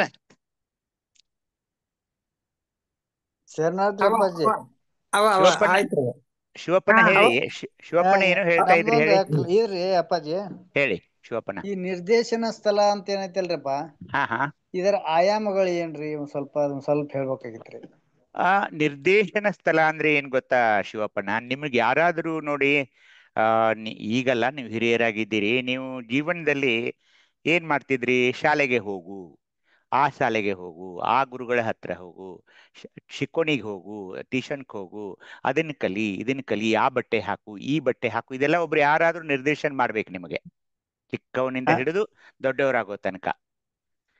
ಈಗೇನಾಗಿದೆ, ನಿರ್ದೇಶನ ಇಲ್ಲದೆ ಹಾಗೆ ನೀವು ಹೇಗೆ ಜ್ಞಾನ ಹೆಂಗ್ ಸಿಗೋದು ನಿಮ್ಗೆ ಯಾರಾದ್ರೂ ಹೇಳಲೇಬೇಕಲ್ಲ. ಹೇಳಲೇಬೇಕ್ರಿಪ್ಪ. ನಿರ್ದೇಶನ ಸ್ಥಳ, ಇದ್ರ ಆಯಾಮಗಳು, ಇದು ಹೆಂಗ್ ಜನನ ಆಕತಿ? ಜನನ ಅಂತ ಇರೋಲ್ಲ. ನೀವು ಇಲ್ಲಿ ಬಂದ ನಂತರ ಯಾವಾಗ ಗುರು ನಿಮ್ಮ ದೀಕ್ಷೆಯಲ್ಲಿ ನಿಮ್ಮ ಮಸ್ತಕದ ಮೇಲೆ ತನ್ನ ಹಸ್ತ ಇಟ್ಟು ಇಷ್ಟಲಿಂಗ ಧಾರಣೆ ಆದ ನಂತರ ಆ ನಿರ್ದೇಶನ ತನ್ನಿಂತಾನೆ ಶುರು ಆಗ್ಬಿಡ್ತದು. ದಿನನಿತ್ಯ ಇಷ್ಟಲಿಂಗ ಪೂಜೆ, ಅಲ್ಲಿ ಶಿವಯೋಗ, ಅಲ್ಲಿರುವ ಆಯಾಮಗಳು, ಅಲ್ಲಿ ಏನಿದೆ, ಒಳಗಿರುವ ಲಿಂಗಗಳು ಎಷ್ಟಿವೆ, ದಶಲಿಂಗಗಳು ಯಾವುವು, ದಶಚಕ್ರಗಳು ಯಾವುವು, ಅದನ್ನು ನಾನು ಹೇಗೆ ಈ ಮೇಲೆ ನಾನು ಸಾಗಬೇಕು, ಅದನ್ನೆಲ್ಲ ನಿರ್ದೇಶನ ಮಾಡೋನು ಒಬ್ಬ ಗುರು. ಆ ಗುರುವಿನ ನಿರ್ದೇಶನದಲ್ಲಿಯೇ ನೀವು ಸಾಕ್ತಾ ಇರ್ತೀರಾ ಯಾವಾಗ. ಅದೇ ನಿರ್ದೇಶನ ಸ್ಥಳ. ನೀವ್ ಹೇಳುದು ಹೆಂಗಕೈತಿ ಅಂದ್ರಪ್ಪ, ಅರ್ಧ ತಾಸಿನಾಗ ಎಲ್ಲ ಹೇಳ್ದಂಗ ಆಗತ್ತದ. ನಮ್ಗೆ ಟೈಮ್ ಕವರ್ ಆಗಲ್ರಿ. ನೀವು 10 ಮಿನಿಟ್ನಾಗ ಹೇಳ್ದಂಗ ಆಗತ್ತೈತಿ. ನಮ್ಗೆ 1 ತಾಸು ಹೇಳಿ 10 ಮಿನಿಟ್ ಕಳ್ದಂಗ ಆಗತ್ತೈತಿ ನಮ್ಗೆ. ಹಂಗೇನಿಲ್ಲ. ಅದ್ ಏನಾಗತ್ತೈತಿ ಏನಂದ್ರ, ಅದ ಅಷ್ಟು ಡೀಪ್ ಆಗಿ ಇಳಿದಿವ ಅಂತಂದ್ರಿ, ಇದ್ನ್ಯಾಕ ಇಷ್ಟು ತಾಗಳಿ 9:30 ಆಯ್ತಲ್ಲ, ಯಾಕೆ ಆಯ್ತು ಅಂತ ನಾವು ಆವಾಗ ಟೈಮ್ ನೋಡ್ತೇವ್ರಿ. ಅದು ಶರಣ್ರ ನೋಡ್ರಿ, ಅದಕ್ಕೆ ಅನುಭವ ಮಂಟಪದಲ್ಲಿ ಅವ್ರು ಹ್ಯಾಕ್ ಕೂತ್ಕೊಂಡಿರ್ಬೇಕು ನೋಡ್ರಿ. ಅವರೆಲ್ಲ ತಮ್ಮ ಕಾಯ ಕರ್ಮ ಎಲ್ಲ ಮುಗಿಸ್ಕೊಂಡು ಸಾಯಂಕಾಲ ಬಂದು ಅನುಭವ ಮಂಟಪದಲ್ಲಿ ಕೂತ್ಕೋತಿದ್ರು. ಒಕ್ಕಲಿಗೆ ಮುದ್ದಣ್ಣ, ಈ ಕಸ ಗುಡಿಸೋ ಸತ್ಯಕ್ಕ, ಇಂಥವ್ರೆಲ್ಲ ಅಲ್ಲಿ ಬಂದು ಕೂತ್ಕೊಳ್ತಿದ್ರು. ಮತ್ತೆ ಅವರು ರಾತ್ರಿ ಎಲ್ಲ ಅಲ್ಲೇ ಕೂತ್ಕೊಂಡು ಅದನ್ನೆಲ್ಲ ಅನುಭವ ಮಾಡ್ತಿದ್ರು. ಅಂದ್ರೆ ಅದಕ್ಕೆ ಈ ವಚನಗಳು ಬಂದ್ವು ನೋಡಿ. ಈ ವಚನಗಳು ಇಲ್ಲಿದ್ರೆ ಹೇಗೆ ಬರ್ತಾವೆ ಹೇಳಿ? ಚಿಂತನ ಮಂಥನವಿಲ್ಲದೆ ಈಗ ನನಗೆ ಇಂಥ ವಚನ ಬರಿ ಅಂದ್ರೆ, ಅಥವಾ ಯಾರಿಗಾದ್ರೂ ಬರಿ ಅಂದ್ರೆ ಸಾಧ್ಯವೇ ಇಲ್ಲ ಇಂಥ ವಚನಗಳನ್ನ ಬರೆಯೋಕೆ. ನನಗನ್ನಿಸ್ತಾ ಇದೆ ಹಾಗೆ. ಹೌದೌದ್ರಪ್ಪ. ಶರಣಾರ್ಥಿಯಪ್ಪ. ಶರಣು ಶಿವಪ್ಪಣ್ಣ. ರೇಣುಕಣ್ಣ.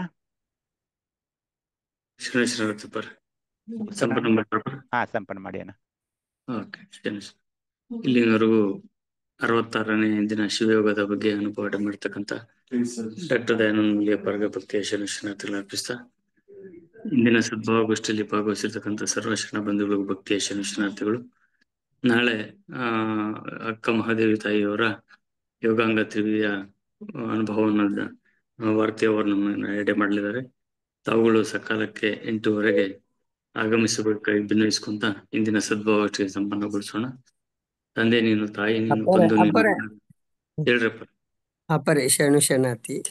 ನಮ್ಮ ಸ್ವಾನುಭವನೆಯಲ್ಲಿರ್ತಕ್ಕಂಥ ಬಸವಭಕ್ತರಾಗಿರ್ತಕ್ಕಂಥ ರೇಣುಕಯ್ಯಪ್ಪವರು ಈ ಬಸವ ಸಂಸ್ಕೃತಿ ಅಭಿಯಾನದ ದೊಡ್ಡ ಗುರುತರವಾಗಿರ್ತಕ್ಕಂಥ ಜವಾಬ್ದಾರಿಯನ್ನ ಬೆಂಗಳೂರಿನ ಒಂದು ಕಾರ್ಯಕ್ರಮದಲ್ಲಿ ಅಪರ ವ್ಯವಸ್ಥಾಪಕರೆಲ್ಲ ಏನಂತ ತಮ್ಮನ್ನ ನೇಮಕಾತಿ ಮಾಡಿದ್ದಾರೆ. ಏನಿಲ್ಲಪ್ಪ ಸಾಮಾನ್ಯ ಕಾರ್ಯಕರ್ತರ ಜನರ ಏನಿಲ್ಲ. ಅದೇನೋ ಏನು ಮಾಡಿಲ್ಲಪ್ಪ, ನಮ್ಗೇನು ಮಾಡಿಲ್ಲ. ನಾವು ಜಿಲ್ಲಾ ಘಟಕದಿಂದ ಸ್ವಲ್ಪ ರೆಸ್ಪಾನ್ಸಿಬಿಲಿಟಿ ತಗೊಂಡು ಇನ್ವಿಟೇಷನ್ಸ್ ಅವು ಸ್ವಲ್ಪ ಜವಾಬ್ದಾರಿ ಓಡಾಡ್ತಾ ಇದ್ವಿ ಅಷ್ಟೇ, ಬಿಟ್ರೆ ನಮ್ದೇನಿಲ್ಲ. ಇರ್ಲಿ ಅಂತ ಒಂದು ದೊಡ್ಡ ಶಕ್ತಿ, ದೊಡ್ಡದಾಗಿರ್ತಕ್ಕಂಥ ಕಾರ್ಯಕ್ರಮ, ಅದಕ್ಕೆ ತಾವೆಲ್ಲರೂ ಸಹಿತ ದಯಮಾಡಿಸ್ಬೇಕು. ಬೆಂಗಳೂರದೆಲ್ಲ ಅವರೆಲ್ಲ ಉಸ್ತುವಾರಿ ವಹಿಸ್ಕೊಂಡಿದ್ದಾರೆ. ಆಯ್ತ್ರಪ್ಪ. ಶರಣು ಶರಣಾರ್ಥಿ. ಆಯ್ತ್ರಪ್ಪ. ಶರಣು ಶರಣಾರ್ಥಿ. ಶರಣು ಶರಣಾರ್ಥಿ.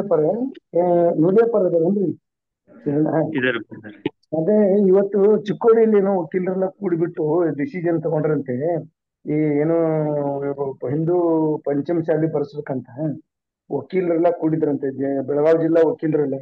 ಅದ್ರ ಬಗ್ಗೆ ಏನಾದ್ರು ಇನ್ಫಾರ್ಮೇಶನ್ ಇದೆನಾ ಅಂತ. ಅಲ್ಲ, ಇಲ್ಲಿ ಇವ್ರು ಬಂದಿದ್ರು, ಅವರು ಬಸವ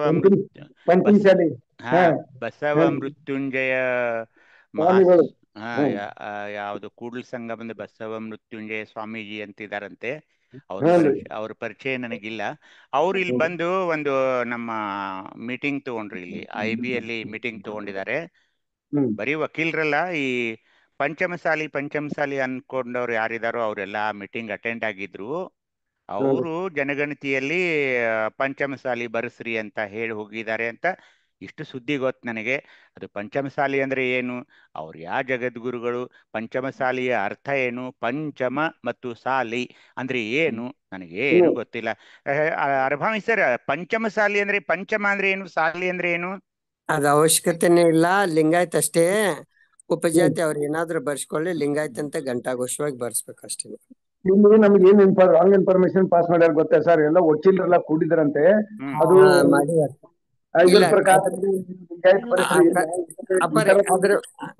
ನಾಳೆ ಮಾತಾಡೋಣ ನೋಡ್ರಿ. ನಾಳೆ ಅದನ್ನ ಸ್ಪಷ್ಟವಾಗಿ ನಮ್ಗೆ ಟೈಮ್ ಇರ್ತೈತಿ, ಏನ್ ಬರ್ಸ್ಬೇಕು ಏನ್ ಬರ್ಸ್ಬಾರ್ದು ಅನ್ನೋದು ನಾವು ನಾಳೆ ಮಾತಾಡೋಣ. ಅಂದ್ರೆ ನಾಳೆ ಎಲ್ಲರೂ ನಾವು ಮಾತಾಡೋಣ. ನಾಳೆ ಬೇಡ, ನಾಡಿದ್ದು ಮಾತಾಡೋಣಪ್ಪ ಸ್ಪಷ್ಟವಾಗಿ. ಗಂತಿ ನಾವೇ ಮಾಡೋರ್ದು. ಅದನ್ನ ಫಾರ್ಮ್ಯಾಟು ಬಿಡ್ತೇನ್ರಿ ಅಧಿಕೃತವಾಗಿ ನಮ್ ಕೈಯಾಗ ಸೇರಿದ್ಮೇಲೆ ಬರ್ರಿ. ಅಪ್ಪರ್ ಫಾರ್ಮ್ಯಾಟ್ ಬಿಡ್ತೇನ್ರಿ ಅದನ್ನ ಅಧಿಕೃತವಾಗಿ ನಮ್ ಕೈಯಾಗ ಸೇರಿದ್ಮೇಲೆ. ಬಹಳ ಒಳ್ಳೆ ಕೆಲಸ ಆಗ್ತದೆ. ಬಿಡ್ರಿ ಫಸ್ಟ್. ಅಲ್ಲ, ಫಾರ್ಮ್ಯಾಟ್ ಈಗಾಗ್ಲೇ ಏನ್ ಬಿಟ್ಟಿದ್ದೀರಿ ಅದು ವಾಟ್ಸಪ್ ನಲ್ಲಿ ಹರಿದಾಡ್ತಾ ಇದೆ. ಅಧಿಕೃತವಾಗಿರ್ತಕ್ಕಂಥ ಒಂದು ಬುಕ್ಲೆಟ್ ಕೊಡ್ತಾರ ಅವ್ರು ನಮ್ಗೆ. ಇನ್ನೊಂದ್ 4-5 ದಿನದಲ್ಲಿ ಮೀಟಿಂಗ್ನು ಕರೀತಾರೆ. ಅದ್ ಕರೆದ್ಮೇಲೆ ನಿಮ್ಗೆ ಅಚ್ಚುಕಟ್ಟಾಗಿರ್ತಕ್ಕಂಥ ಒಂದು ಫಾರ್ಮ್ಯಾಟ್ ಬಿಡ್ತಂತ ಅವ್ರಿಗೆ. ಮತ್ತೆ ನಾಳೆ ನಾಡ್ದು ನಾವು ವಿಸ್ತೃತವಾಗಿ ಇದ್ರ ಬಗ್ಗೆನೆ ಸ್ವಲ್ಪ ಚರ್ಚೆ ಮಾಡೋಣ. ನಮ್ಮ ಅಮರ್ ಶೆಟ್ಟಿ ಅಪ್ಪರು ಮತ್ತೆ ಏನ್ ಪ್ರಶ್ನೆಯನ್ನ ಎತ್ತಿದಾರೋ ಇದ್ರ ಸಂಬಂಧಪಟ್ಟಂತೆ ನಾವೇ ಚೆನ್ನಾಗಿರ್ತಕ್ಕಂಥ ಒಂದು ಡಿಸಿಷನ್ ತಗೋಣ. ಬಸವ ಸಂಸ್ಕೃತಿಗೆ ಏನ್ ಬಿಡತಕ್ಕಂಥ ಒಂದು ಡಿಸಿಷನ್ ತಗೋಣ ಎಲ್ಲರೂ ಸೇರಿ.